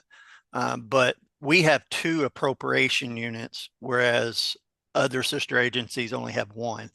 And so the benefits, Medicaid benefits, was exempted from the 4 and 7%, but our admin is not exempted. Okay, I'm going to have a follow-up question, but let me go to Nina and have her ask her question. I just want to make sure I understand. So the 4% that was communicated to the provider community is not going to happen until after 2027, if then. It is not happening in 2027. I cannot tell you anything in 28. Right now, we just try to figure out 27. But we do show a shortfall in 28. Right. In this 27 session, we're going to have to go and ask for that $290 million lockbox to be released to us in order to fund that hole. And then we'll have to figure out how we're going to address 28 shortfall. Thank you. But yeah, it's yeah. So that was going to be a good question, Nina, because we had quite a positive response to a letter that we sent to Governor Beshear, Speaker Osborne, and Senate President Stivers, asking for them to delay doing that. And in fact, at the press conference, when the governor announced that they were not going to do the 4% cut because of the surplus at the end of the year, Secretary Stack waved that letter around and so forth. I mean, it was a great coming together of the provider community and of the advocacy community, because there were a lot of nonprofits and a lot of people that work with Medicaid folks. If I can just elaborate just a little bit more. Okay. As things stand today, we are not doing it. Now, we all know things can change on the blink of a hat.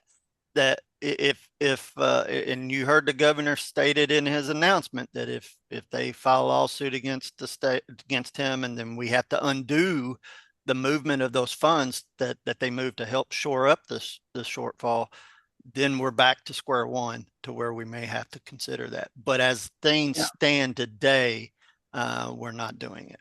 Yeah. So my question is, right now, today, what is your anticipated shortfall in 2028? Anticipated shortfall? $343 million. Well, wait a minute. That's been updated too, because where we got those funds coming over and getting the. And that's state funds, correct, Steve? This is state funds. Yeah. Correct. I want to say it's the amount of the continuation, which was like 420 million. Then you minus, like, I think it was like 130 million that was going to roll over. So it's right at 300 million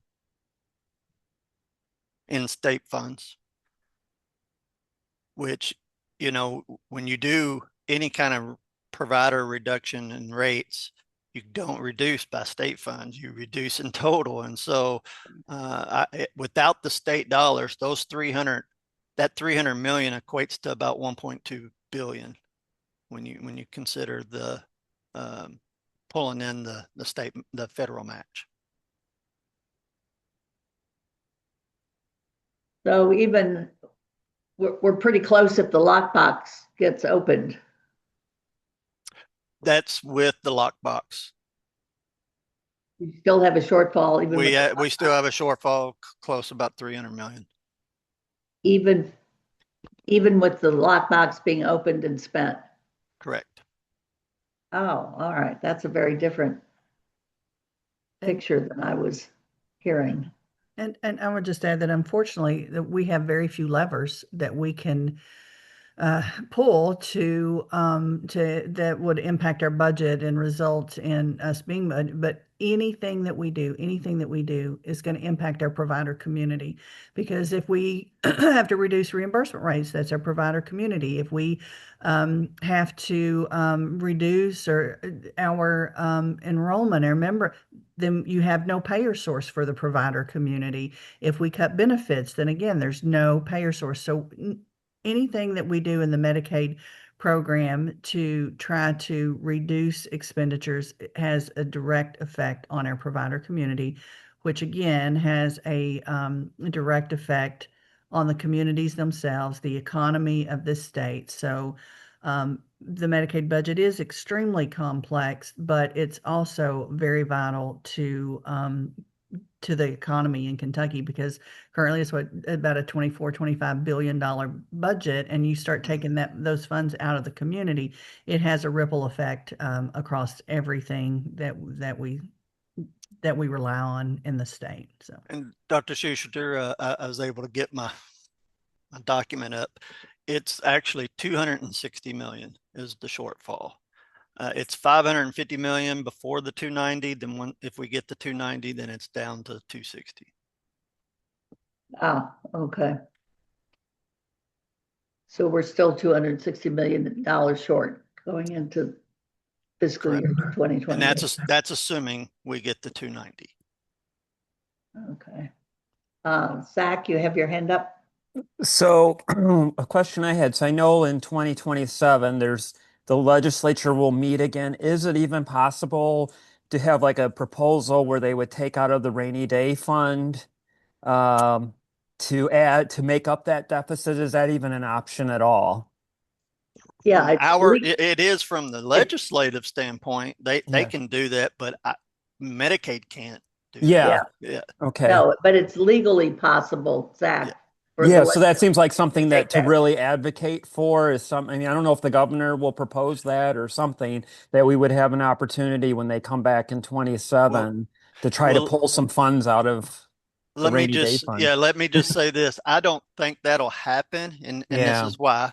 I think what'll happen is in 28, that is a budget building year, and you can do a current year appropriation. I think that they'll wait and see. If I had a crystal ball, which I don't, I believe they'll release the 290 for us. Then wait and see. Make sure that our forecast is in line. Enrollment, because of the community engagement and 6-month redeterminations. Are we? Were we too conservative on that? And we're going to lose more people than what we thought. Our expenses going to go down, and they'll wait until 28 when we do the budget preparation because when you do the 29-30 budget, you can also ask for a current year appropriation in 28. And I think that's when they'll address that. Okay. And maybe we'll get another surplus that the governor can pull from next year. I don't know. Who knows? Yep. I'm just wondering about the impact of all of this on the managed Medicaid contracts. Is it possible to reduce their per member per month, or at least to hold it where it is? No, Steve's No.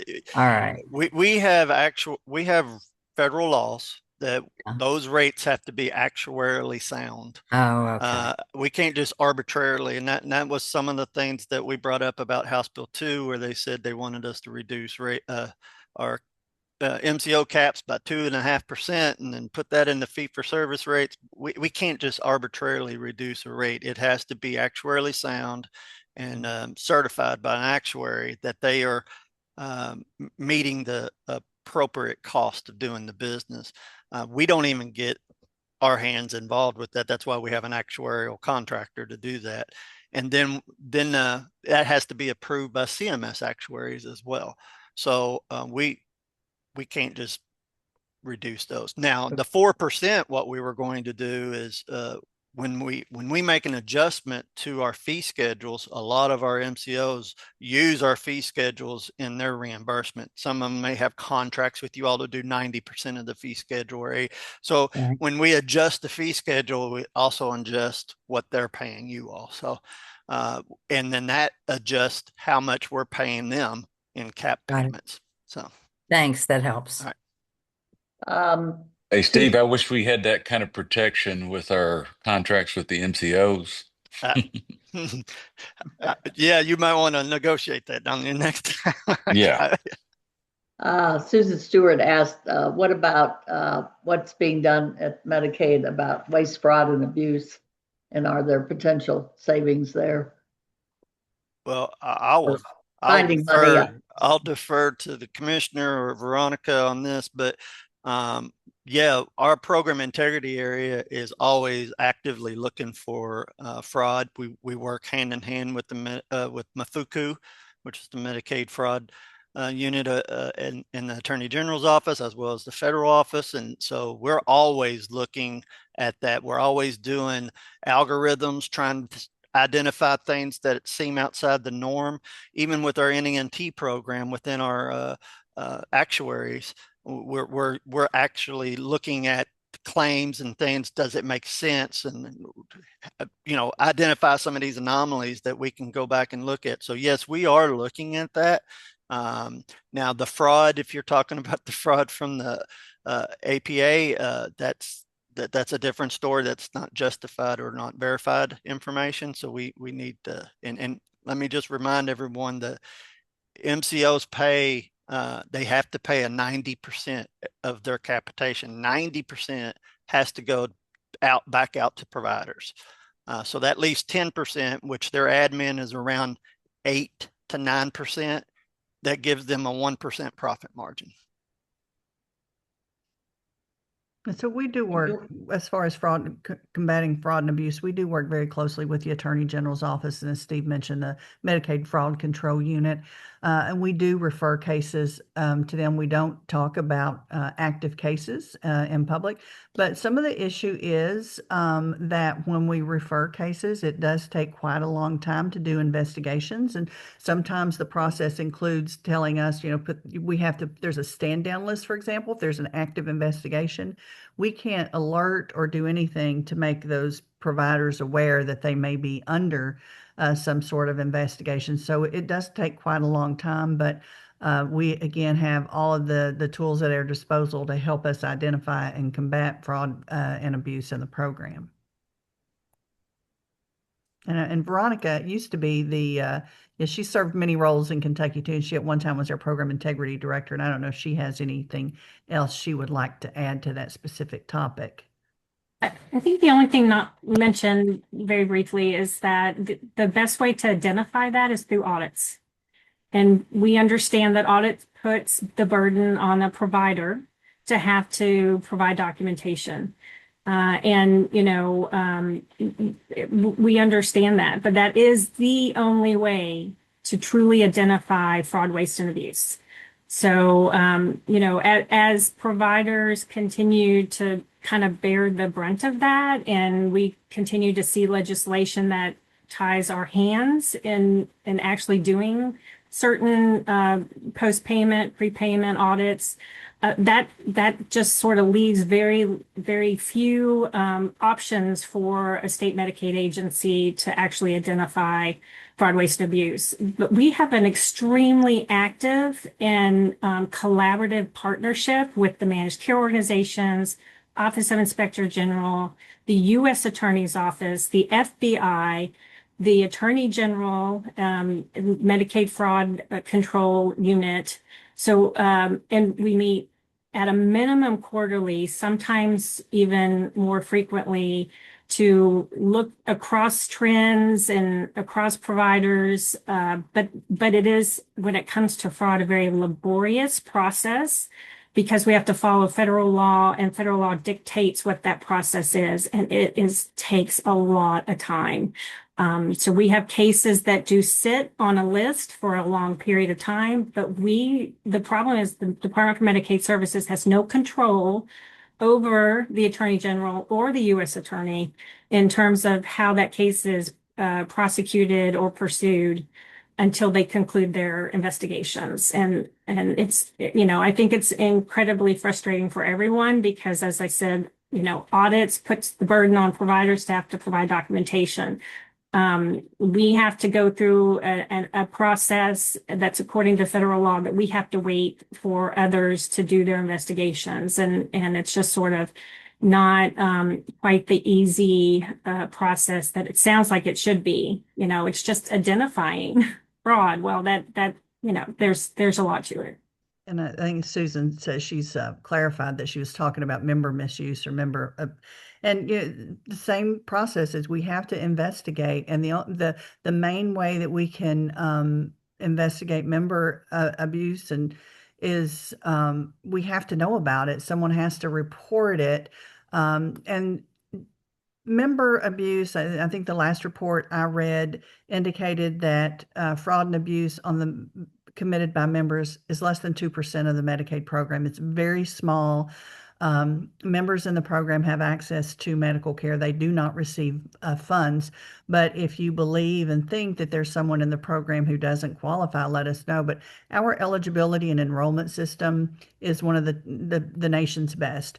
We have access to a variety of databases that help us identify individuals' incomes, their Social Security numbers, and things like that. So we do have a check in our system to make sure that people actually are who they say they are and that their income is reported appropriately. So, for example, we can look at state wage index, those sorts of things to verify income of individuals. But if there is a toll-free number, I don't have it right handy, but if you suspect an individual is enrolled in the Medicaid program that should not be, we need to get that information because our sources will show that they actually qualify when they're in the system. Yeah, thank you for that. Thank you to both of you all. And thank you, Steve, for being on. That's really helpful to get the numbers and to understand all that goes into it. I want to be sure we have some time, Commissioner, to talk about what's happening with community engagement reporting. And Emily mentioned the public comments on the medically frail, but we are certainly concerned about that kind of double whammy that came through on medical frailty. And we know you love a good PowerPoint, Veronica's PowerPoints. I think she's got some slides. In the interest of time, she can probably slip through those. But before we go through that, I do want to hot off the presses. I think just a couple of days ago, CMS put out an ABA toolkit. There's been a lot of conversations at the federal level and amongst Medicaid directors related to ABA. So CMS has created a toolkit. I will, all transparency, I have not had time to dig into the toolkit, but I thought the MAC and particularly the Behavioral Health TAC may be interested in that. So I just put a link in the chat so everyone can have access to that. And we can get Danny to send that link out to the MAC and particularly the Behavioral Health TAC. And again, very new, just August 4th is when it was released. Oh, thank you. For those of you, ABA is Applied Behavior Analysis, and it is the most frequently used and most effective tool in helping kids on the autism spectrum. So lots of usage, but I think lots of questions have been raised because it's probably one of the newest things, although it's been around a long time, but I'm sure that the utilization of it has certainly grown tremendously. Thank you for that, Commissioner. And I'll turn it over to the Senior Deputy Commissioner to talk about all things community engagement. Thank you. Next slide, please. I know I missed the June meeting and I'm sorry for that. But I do know that the interim final rule had just been filed and the commissioner gave a little bit of a high level update on that. And so I won't talk about this too long, but I still think that this slide could be very helpful to you all just to understand what were the concerning changes to the state Medicaid agencies.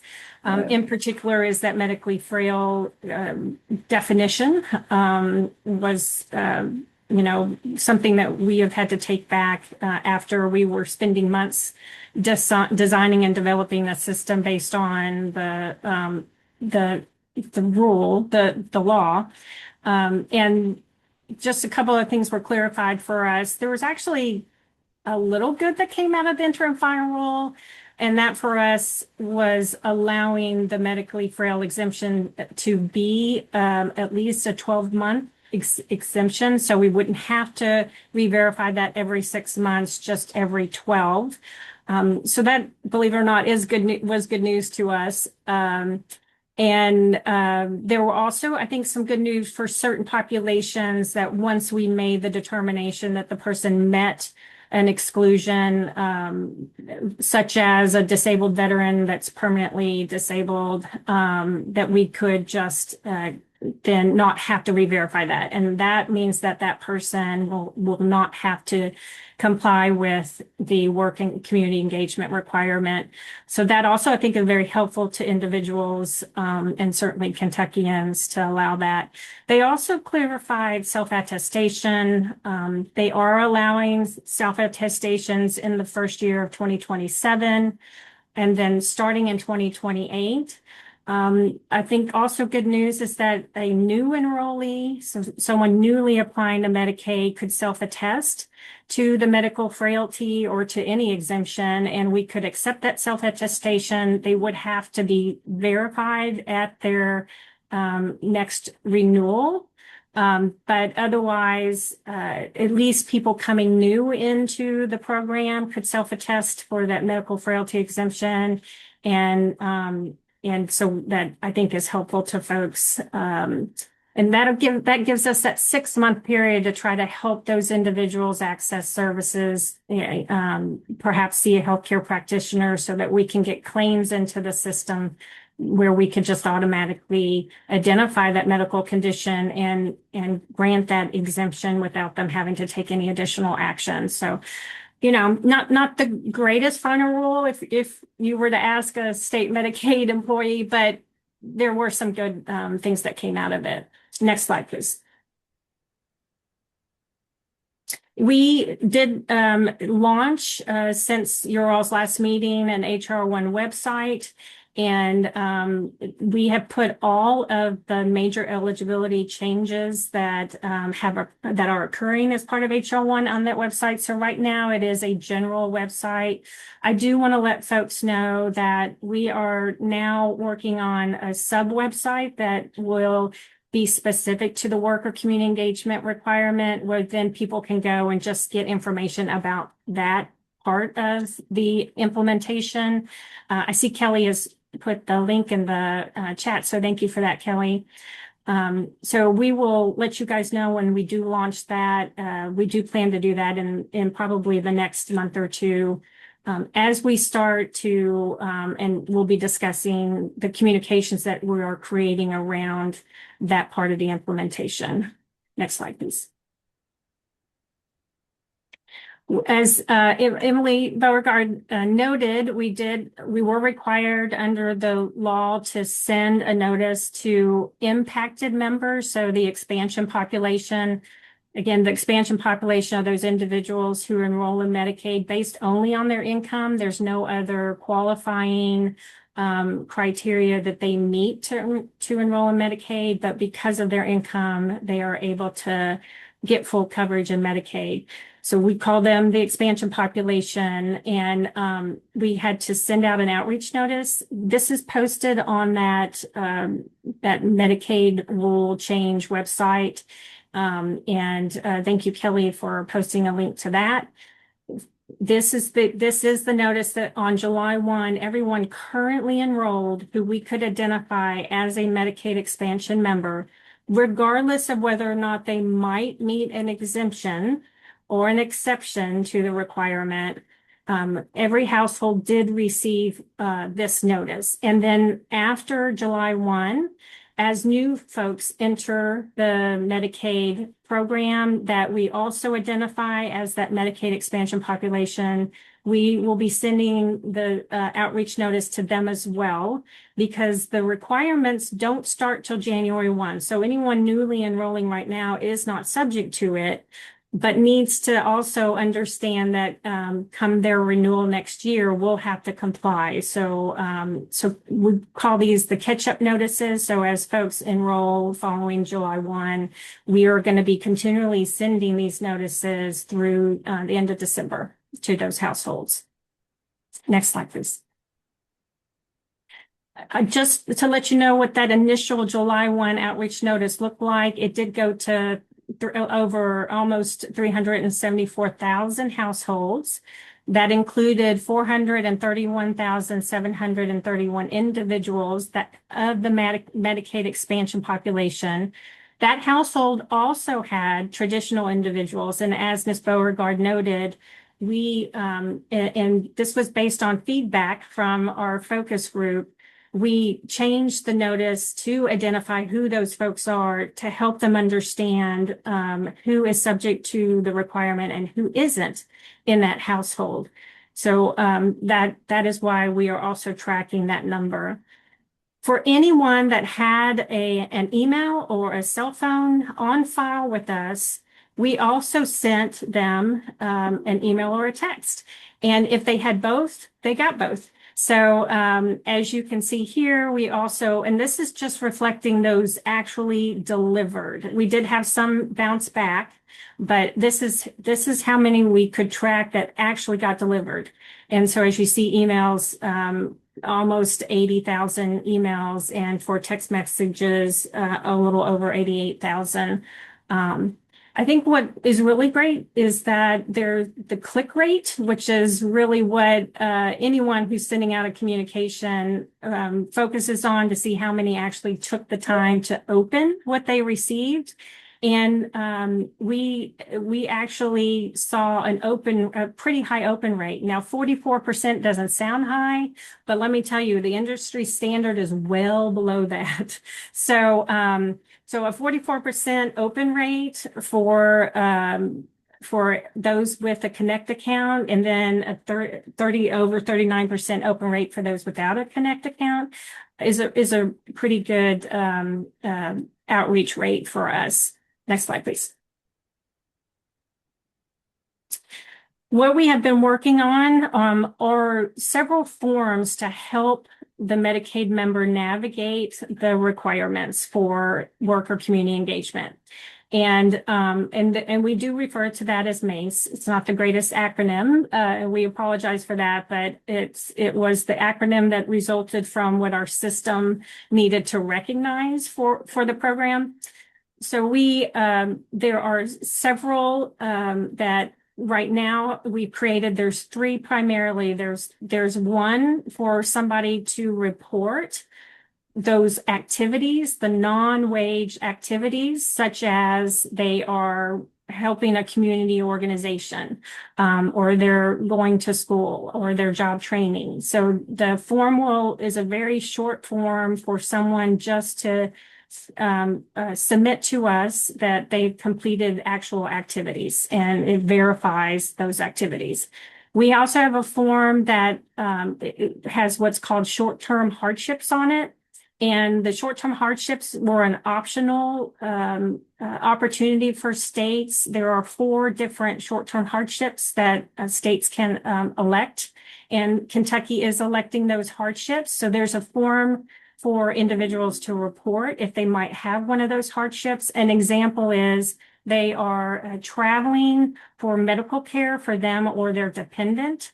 And that way they can let us know that they are traveling outside their community to access treatment. And that will exempt them for that month from the requirement. And then the third one that we have worked on is one specifically for medically frail, and it's a form that will allow somebody to take to their healthcare practitioner and have them complete it if we cannot, based on the information available to us, already determine them exempt. We're hoping this will be a small population. We fully acknowledge that this is putting a burden on our healthcare workforce, but we have to have, according to the federal law, something that verifies that the person is medically frail. So we've created what we hope to be a very, very short and easy form for someone to complete. We are finalizing the accessibility of these forms, and they will be posted on that new work and community engagement website in the next month or two as we finalize those. Next slide, please. A couple of other key communications we're working on is a one pager, and it says one pager and it shows two. We love to do that. But front and back, this is still under review.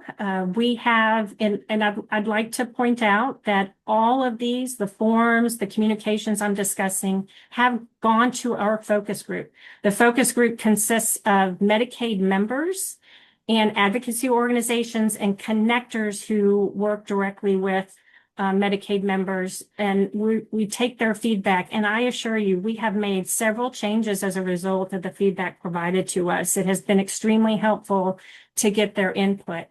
So we just provided this to that focus group and just got or are receiving that feedback through today. I think is the last day, or yesterday was.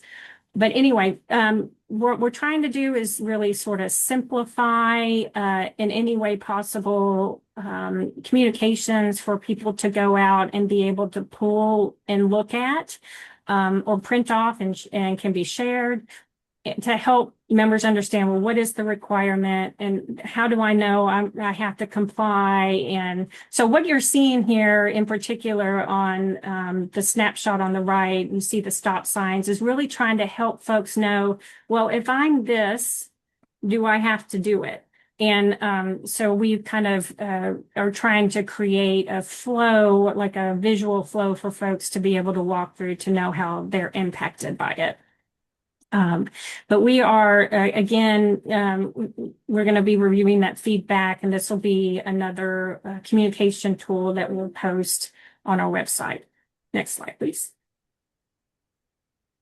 One other, this was a recommendation that came from our focus group, and that was to create something that showed what is required by Medicaid community work and community engagement and the SNAP work requirements.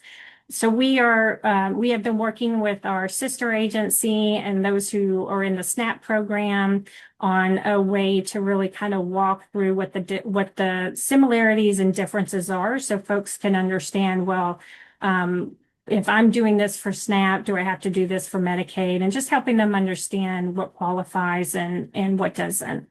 This is also one of the communications we have sent to the focus group and have just, I think, collected some feedback on. So it is still under draft. Next slide, please. The other document we've really been spending a lot of time on is a frequently asked questions document. This is also with the focus group and under review and draft. Trying to really think through what are the questions that not just members, but people supporting members, families, providers might have as it relates to the new work or community engagement requirement. So we have been drafting this actually over multiple months as we've talked with groups like the MAC and the BAC and tried to update this with questions. So there's a really good resource once we post this. This will be a living document. As new questions get identified, then we'll update this document and it will live out on our website. And as we update that, we'll share that information with individuals, stakeholders, so they're aware that there's been a change or a new question added. So this is another tool that we hope to use to help folks understand the requirements. Next slide, please. So we're right now working on finalizing those documents, but we have a lot of others in that we're continuing to work on. In particular, the different qualifying activities such as work or school or job training. We're going to take each of those qualifying activities and create one-pagers about them. So if somebody wanted a little bit more information about how to comply with that particular activity, that might be helpful to them. We're going to have one-pagers on specific exemptions. So each of the 4 short-term hardships, of course, the medically frail exemption, we're going to have a really good explainer on how someone navigates that medically frail exemption. Does it apply to me? And how do I ask for it? And what do I need to do? We're working on a renewal timeline for folks, and we knew this was very helpful when we did unwinding. We showed what when the renewal would start and what communication somebody might receive and how do they navigate it.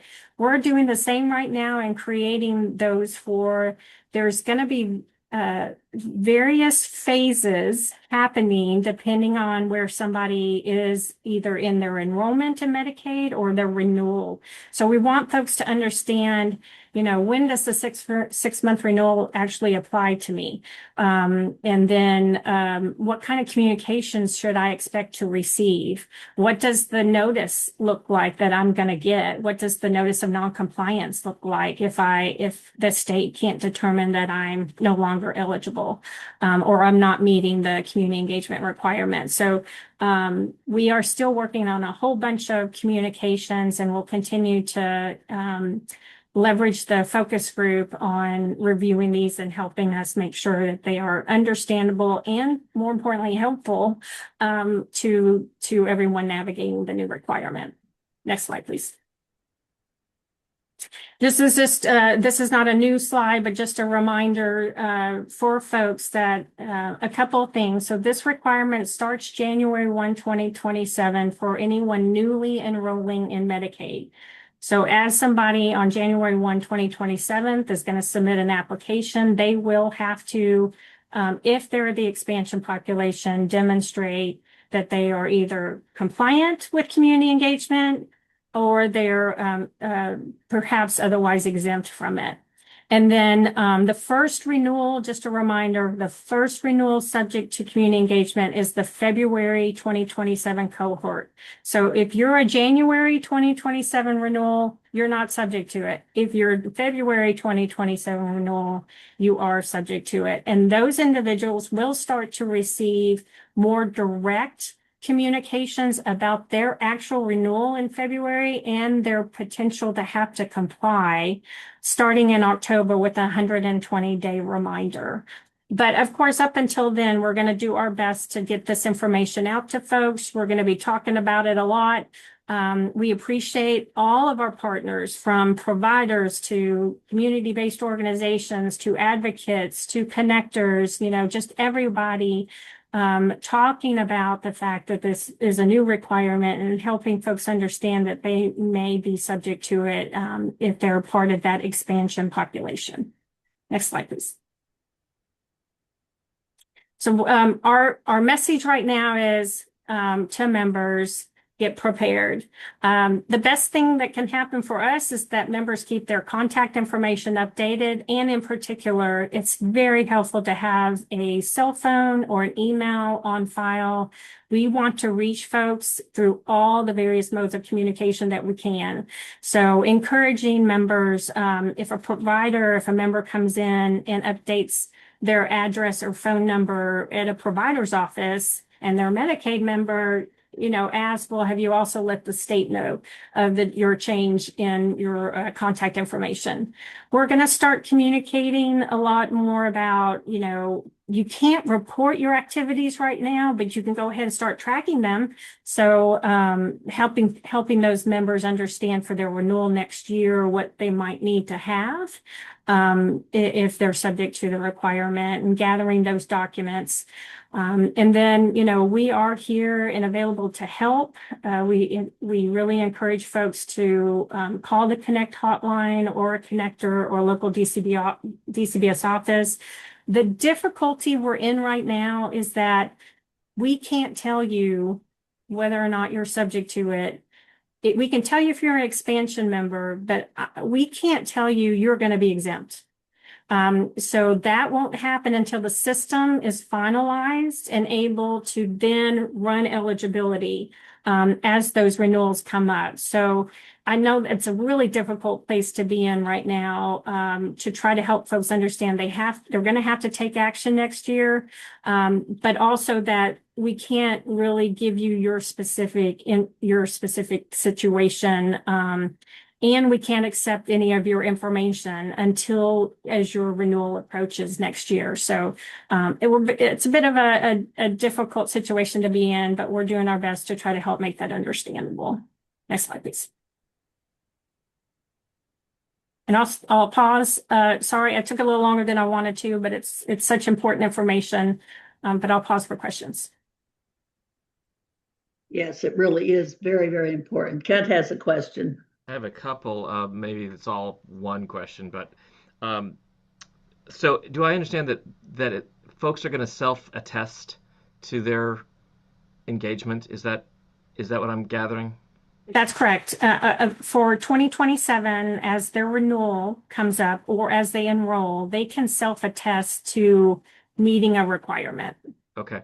I've gotten a lot of comments and questions. This will help from I work with a lot of volunteer agencies, and they're wanting to know how will we be expected to report those volunteer hours or those engagement things. So it's going to be self-attested. The second thing is then, can SNAP, because there's a lot of overlap between SNAP recipients and people who are going to be MACE engaged. One report will go to both, or are they going to have to report separately to both agencies? So that's a great question. I think what is important to note is that if they are in SNAP and subject to work, then they would likely be subject to Medicaid. If they're in SNAP and they meet the SNAP requirement, that is an automatic exemption from Medicaid. So it's an automatic compliance. Okay. So they don't have to report to both to meet the Medicaid. Gotcha. Okay. And then finally, has there been conversation or thoughts about building some sort of app for those who have smartphones to be able to report from their phone? Yeah, we are, that's an excellent question. We currently have the mobile capability with Connect for them to report. And then we are working on a work or community engagement requirement specific additional app for folks. We are crossing our fingers that it is going to be up and ready by January 1. It is, and it's, I think, going to be extremely helpful for folks. But we are still working through that, finalizing the details of that. And so we just haven't been able to discuss it. But we will, as soon as we are able to, we'll start letting folks know and be communicating about what are the different ways in which you can provide information. I think one of the things I'd flag, and you may have already heard, but lots of folks will need help reporting, right? In other words, Yes. They'll be coming to us, churches, food banks, Yes. they'll be coming to libraries. And so I just hope that there's some thinking going in on the front end that, yep, we need some kind of user interface that makes it, like, I might have 6 employees in front of me. I might have 5 people who are doing yard work for us. I might have 20 people who show up to help with food bank to meet those community engagement. And maybe 10 of them we're going to need, they don't have a smartphone, they don't have access to a computer. I can help with that, but it's got to be easy for me to help those people make those connections. Right. Well, I will say, so right now, we won't, and we will not for January 1 have the capability of just a community-based organization being able to upload something on behalf of someone. Connectors can. And so we're really gonna rely heavily on connectors to assist with that. It's something that I think we would love to do at some point, but we just didn't have the time or resources to get that kind of configuration or system in place. But helpful to know. for the member, we are gonna try to make it as easy as possible to be able to get that information to us. Okay. If that can be flagged in something moving ahead, and Emily's put it in the chat as well, I think that's going to help get compliance. That's going to help you ultimately, and it's going to help. I mean, these requirements are adding work to all of us who have to help those folks, and so so anything we can do to smooth any of those paths so that services can be maintained, that's what we want. Agree. I will say that the challenge with that configuration is it would be a completely new input from individuals outside of the member or a connector or a worker. And that takes a lot of time and configuration and money, to be quite honest with you. That's an expensive improvement to the system. So not for January 1, but certainly we certainly have it on the table for discussion. I have a question. This is Beth Parton. I have two patients that I specifically can think of. One of them only has a landline, doesn't have a computer, and then the other one doesn't have a landline or a phone or a computer. How would they interact? Well, they can go into a DCBS office. They can try to access one of the community-based organizations with connectors. I think this is another situation where, as we did with the restart of renewals, is trying to, if they're going into the provider for an office visit, making sure, that there's information out there and available to make the person aware that there are requirements. Providers have access not only to the redetermination date of a Medicaid member in Kentucky Health Net, but they will also have an indication of whether or not that person is expansion and subject to community engagement. So there will be an indicator in Kentucky Health Net to show that this person is an expansion member that may be subject to the requirement. I'm always open if we're missing gaps. I welcome recommendations on how to reach those folks, but we're doing our best to try to find people where they are, and that includes providers or other events where they might be in attendance. Do you have flyers or something that we could post in the clinic? Yes, we not yet, but similar to the restart of renewals, we're going to have lots of flyers for providers, and we welcome. And I'm glad to hear you say that. We welcome providers to print them off and post them or hand them out. In addition to other educational resources, if somebody is having a particular difficult time navigating a certain aspect of the requirement. Okay, thank you. Yes, thank you. All right, thank you so much, Veronica. This is, will this PowerPoint be posted on the website? Yes, this will definitely be shared. Okay, great. Thank you so much. We're going to have to move quickly along. We always seem to run late. We always have too many things to talk about.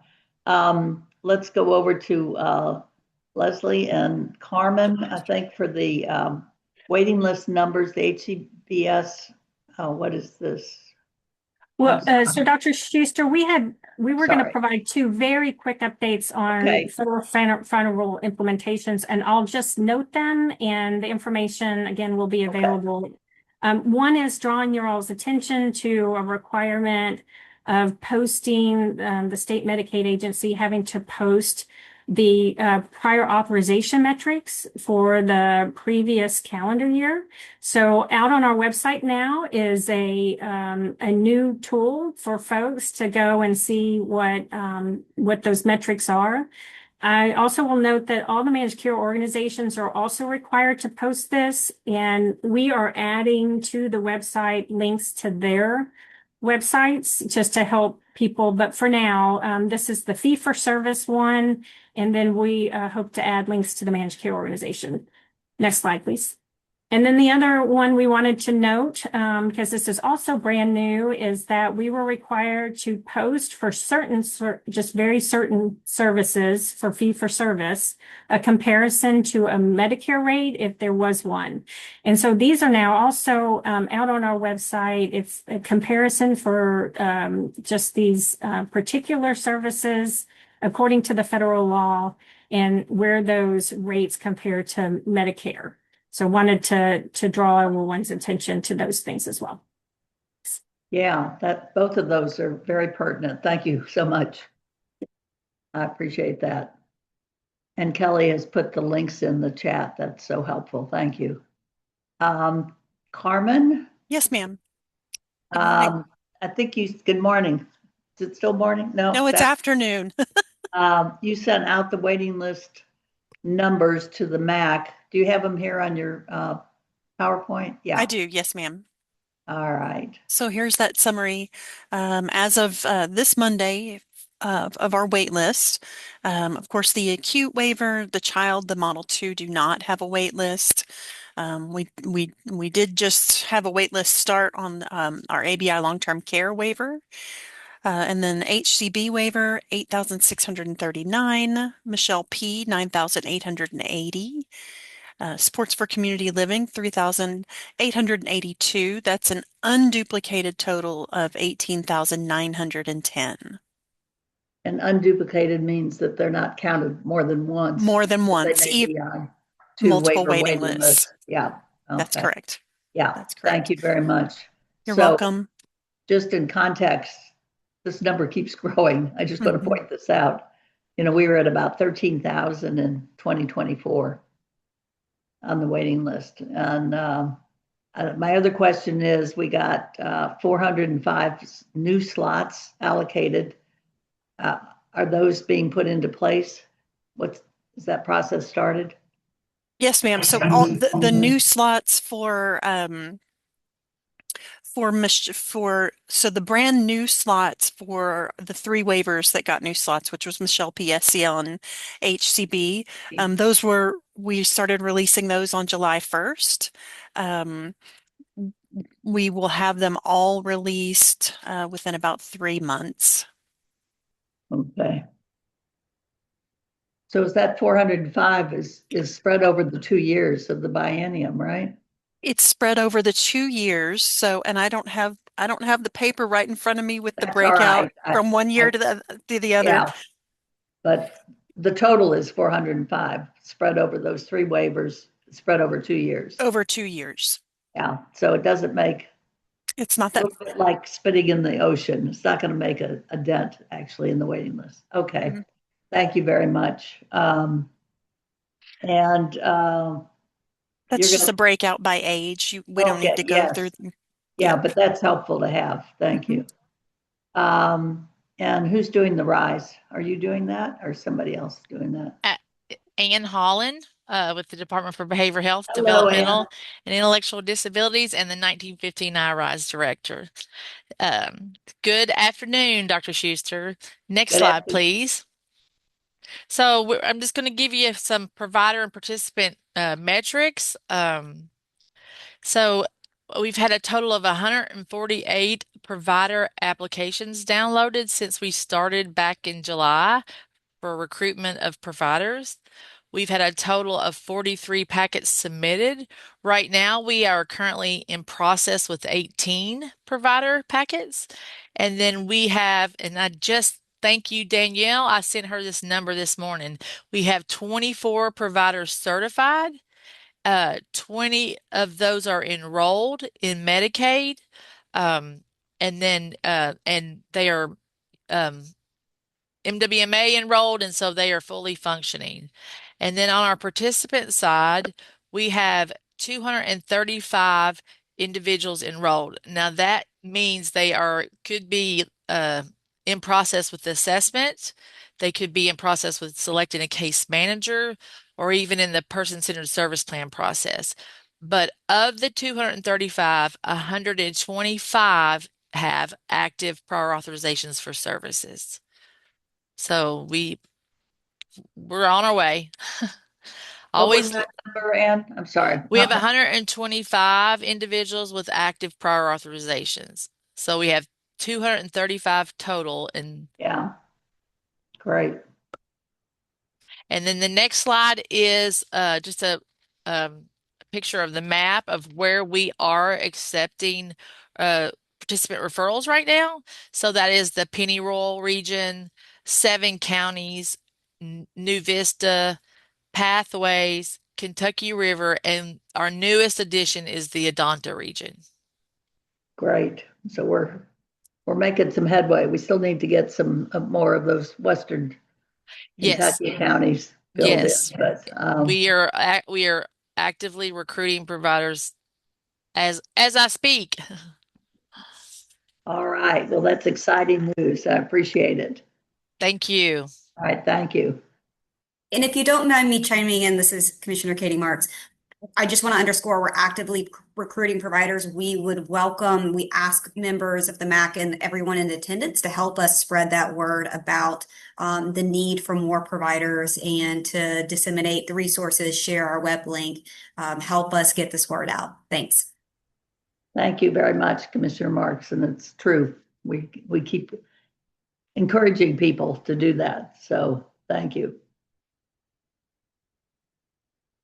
And now reentry, Angela.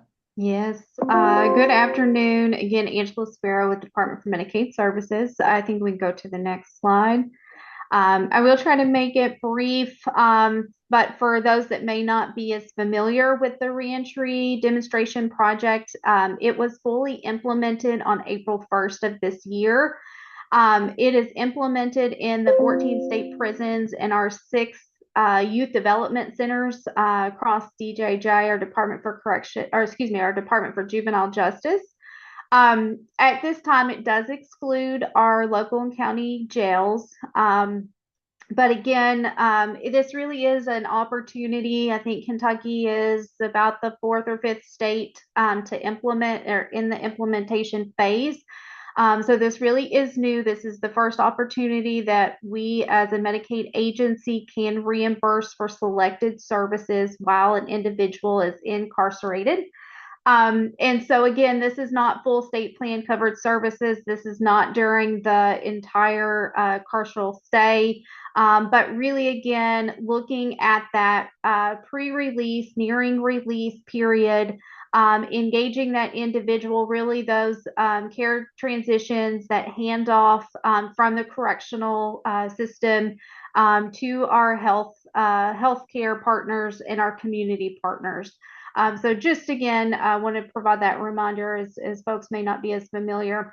So the pre-release services does include case management, really again, trying to identify those physical health, those behavioral health, those social determinants of health, health-related social needs. So housing, food, employment, transportation, daycare, etc.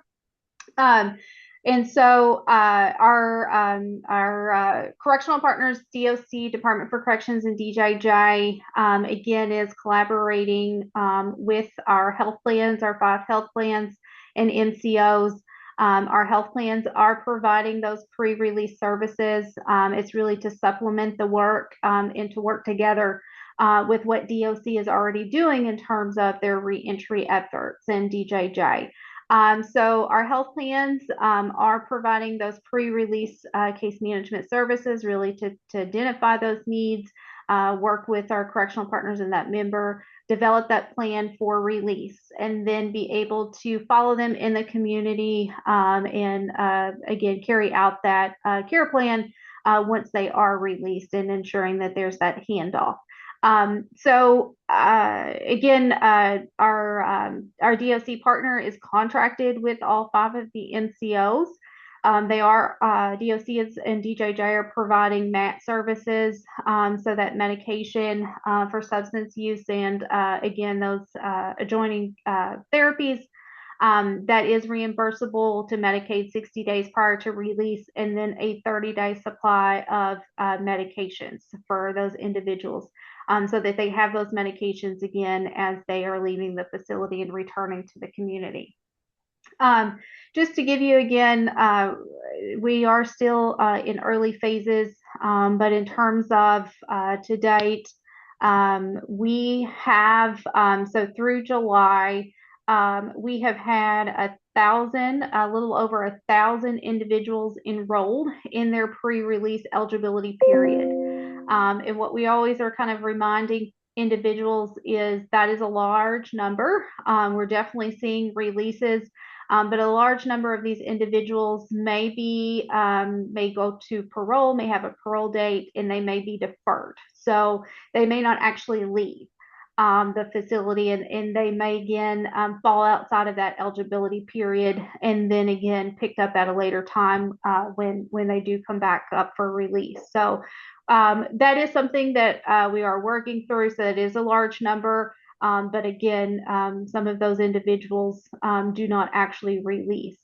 So out of the, just to let you know, about 1,000 of those, shy of 1,000 of those are actually our adult population. And so again, only 20 to 30 of those are youth, in which in this instance, with some of the other authorities, our youth here, we are deeming as 21 and under because of the Consolidations Appropriations Act and some of those services that qualify. So again, those are some of the preliminary services numbers, and then our MCOs are making in-person visits. We've had a few hundred in-person visits. So the MCO case managers are actually going inside of the facilities, inside of the prisons, meeting one-on-one with the member, developing those plans, the rapport, and so again, conducting that, which we've had great feedback. We are starting to collect more of the post-release data and some of that information again. So we haven't had too many of those individuals cycle through to do some of those follow-ups. So we are starting to get some of that. Again, we just kind of finished the first quarter of the demonstration. So. Well, it's very exciting. It's been a long time in the planning. I want to call out to Steve Shannon, who chairs the reentry TAC. And if you're interested in this at all, they meet on the second Thursday every other month starting in January. And they meet at 9, I guess it is, isn't it, Angela, 9 to 10? That's very, very interesting to hear that discussion and so forth. So we have always known that people that were incarcerated, many of them have behavioral health, mental illness, and/or substance use disorders, and they were just falling through the cracks when they did get released on parole or finished out their term. And the whole idea of this is to get them connected. And I applaud the MCOs for doing those many visits and making those connections. And I think that'll help the next time that person comes back up for parole. I assume that will, help in that process. So we're always happy, and we'll look forward to getting more data as you get more people out in the community and get some post-release data. How long are you planning to follow them, Angela? Great question. And so, the individual at release, their full Medicaid benefit is then reinstated.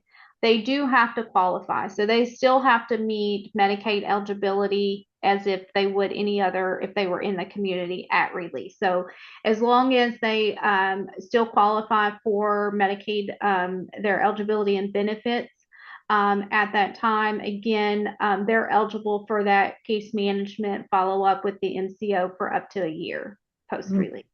But they Right. do have to remain, Medicaid eligible during that period. Yeah. All right. Well, thank you very much. I'm sorry, any questions from the MAC about, we have the child waiver coming up, then we'll open it for questions. Thank you, Angela.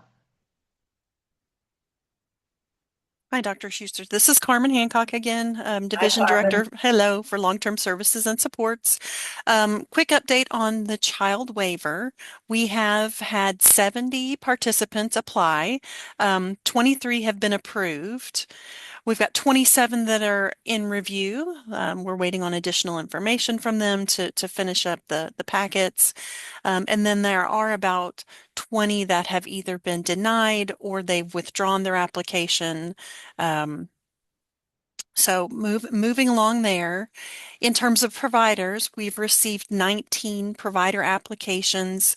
10 of those are certified. We've denied 5, and then we have another 4 that are in review still. And you're statewide, right, Carmen? Yes, ma'am. Statewide. Those services are provided wherever the kiddo is provided. And it's a full range. The emphasis is on the behavioral health. We have a full range. Yes, the majority of our case managers and our clinical therapeutic services providers are offering statewide services. We do have some community living supports and respite statewide. I will echo what Commissioner Marks said with regard to a call out to providers. We are certainly looking for more providers. We have a need in the supervised residential area. We're really, we've only really gotten interest in Jefferson and Fayette counties, so we would really like to see that expand, in more locations.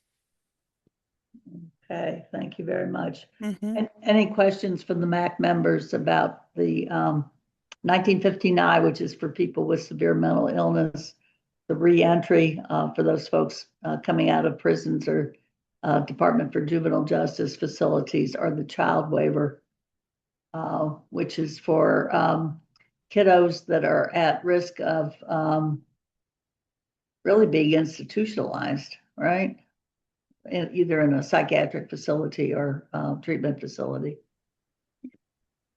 All right. Well, since you're on, Carmen, I know you sent a letter that we circulated. Thank you. About the waitlist management revalidation process. So if you could, and I'm going to ask you to be brief. I know. We're way over time. I'm Yes, sorry. ma'am. You're always at the end of the agenda. And that's always. It's okay. I did send the letter in advance, so I won't get into all the details, but just a very brief overview. House Bill 2 that was passed in this legislative session directed us that we had 12 months from, of course, so this would be April of this year. We have 12 months to essentially revalidate that anyone who was on a waiting list at that point in time, that we have an appropriate provider recommendation and attestation for services that details their diagnosis, the services that are needed. It has to be signed by an approved provider. That provider type was narrowed in the scope of House Bill 2. So we have to ensure that the attestations that we receive are signed by that specific type of provider. So we identified of the folks who were on the waiting list that meet the criteria, meaning they were on the waiting list at that point in time. We can't confirm that we have the right documentation. That's 13,127 people. We had mailings go out on July 21st. These are folks that are only on the Michelle P. or the home and community-based waiver waiting lists. We're going to be sending a series of mailings. We've got the first one that went in July. We have one scheduled for September, October, and then one more correspondence next year, once we can consolidate everything that we've received and confirm if we still have not received something from a member by January 31st, there will be again one more final mailing to try to get that attestation on file. We do have to adhere to the directive in House Bill 2, and that is that failure to submit that appropriate attestation with the correct signatures will result in removal from waiting lists. So very important that we get the word out to as many areas as we can. I've spoken at the IDD TAC, I spoke at the primary care TAC, and I've gotten in front of several other groups who may be interested or have some sort of hand in this process, but it really is critical that we get those completed, signed, and back in. So that's the basic message. Is yes, ma'am. Anybody who's working with Michelle P. or HCB waiver participants really needs to give them the heads up. Yes, for the people who are on a waiting list. Yeah, on a waiting list to sign yes, ma'am. and get that back in. Yes, ma'am. All right. Thank you very much. I appreciate that. Thank you. I'm going to give a lickety-split. The Medicaid Oversight and Advisory Board, which is called the MOAB, had not met since the end of the session. So we met on June 24th. And Commissioner Lee and Steve Bechtel, who you heard from earlier, the CFO for Medicaid, gave some responses to some of the statutory reports and data requests that have been made. And then there was a session update from both Commissioner Lee and Mr. Bechtel, and also Commissioner Marks, about responding to various pieces of legislation. Commissioner Marks gave an update on a dashboard that's required. Excuse me, most of these came out of House Bill 695 in the 2025 session. So that was a far-reaching piece of legislation. It established the MOAB, and then it did a number of other things, and several of them were focused on the behavioral health area. They restarted prior authorizations, which we talked about just a minute or so ago in the federal report. They also directed that a dashboard for behavioral health services be constructed. And so Commissioner Marks, and if Commissioner Marks is still on, if you might put the link to that in the chat, or if someone is on from DBH, I think people would be interested in seeing that, Katie. Thank you very much. There also was a brief update that 3 work groups or subcommittees have been designated by MOAB. The original plan was that they were going to meet that same day, but that was canceled and just the MOAB met. So there is one on non-emergency medical transportation. There is one on the management of the waiver wait list. And then there's one on creating a data transparency dashboard for essentially all of the Medicaid data, which is a huge undertaking. And that's being co-chaired by Mark Birdwhistle from the University of Kentucky and Ken Marshall from the University of U of L, University of Louisville. And one of the members of that is Allison Adams, who is the executive director of the Foundation for a Healthy Kentucky. So those work groups, 2 of those work groups met in July, and we'll have a report at the next MOAB meeting. What was probably, from my perspective, the most engaging part of this was the public comment. So typically they allot 5 people to speak 3 minutes, but the meeting ended early, and I should describe for you, if you didn't see it online, the scene was electric. Every chair in the room, and that's a big room, probably seats 70, was filled, most of them with people with bright yellow shirts on that said, "Save the Lee Specialty Clinic." And there were many, many people there with disabilities. So they filled that room. They filled the first overflow room. They filled the second overflow room. They ended up having 4 overflow rooms. That's how many people were up there because of the threat of the Lee Specialty Clinic ending, or at least being dramatically curtailed. The Lee Specialty Clinic is the only one of its kind in the whole state of Kentucky.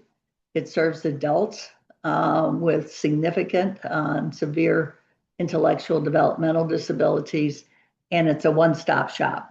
So under that one roof are all the medical specialties, psychiatric, dental, which is huge for people with significant developmental intellectual disabilities, OT, PT, and speech, and every kind of medical, dental, behavioral health that you can think of. And here's the importance of it. Many of these individuals are not verbal. Many of them have some difficulty in understanding directions. And the experiences described by some of their family members about previous visits, many of them had to be anesthetized to go to the dentist for a teeth cleaning, that kind of thing. So this clinic represents a lifeline. And the threat of it being closed, 1,000 of its clinic patients were being told that they would no longer get services, was just overwhelming.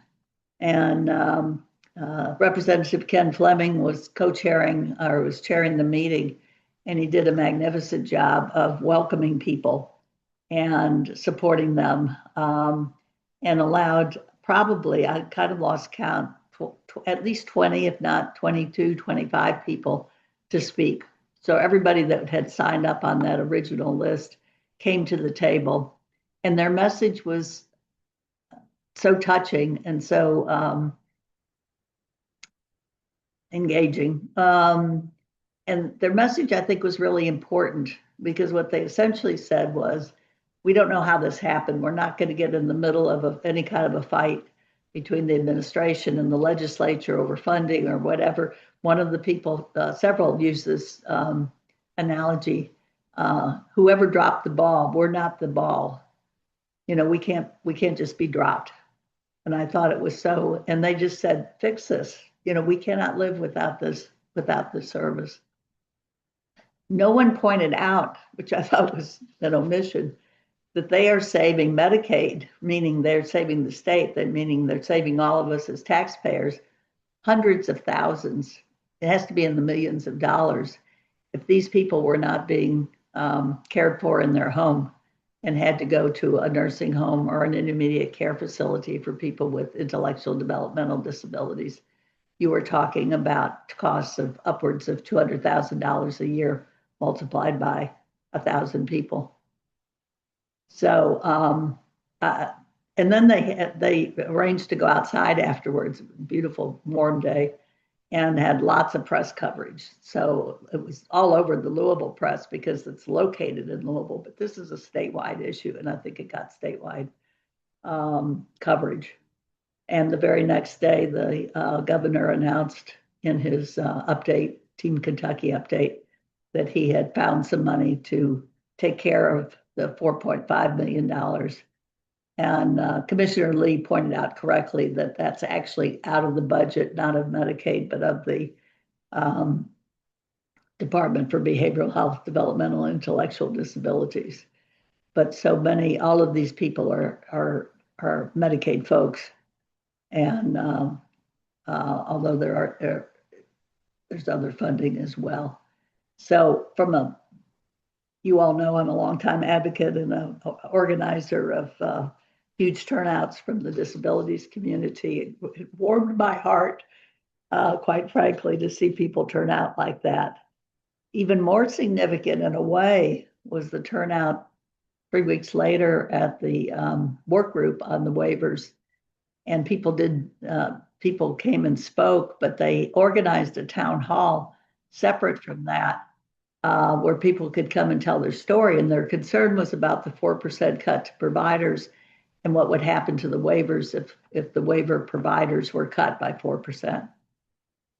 because so many of those waiver providers who provide personal care are paid $11 an hour or something like that. I mean, they could make that much money working at the local or more, the local McDonald's.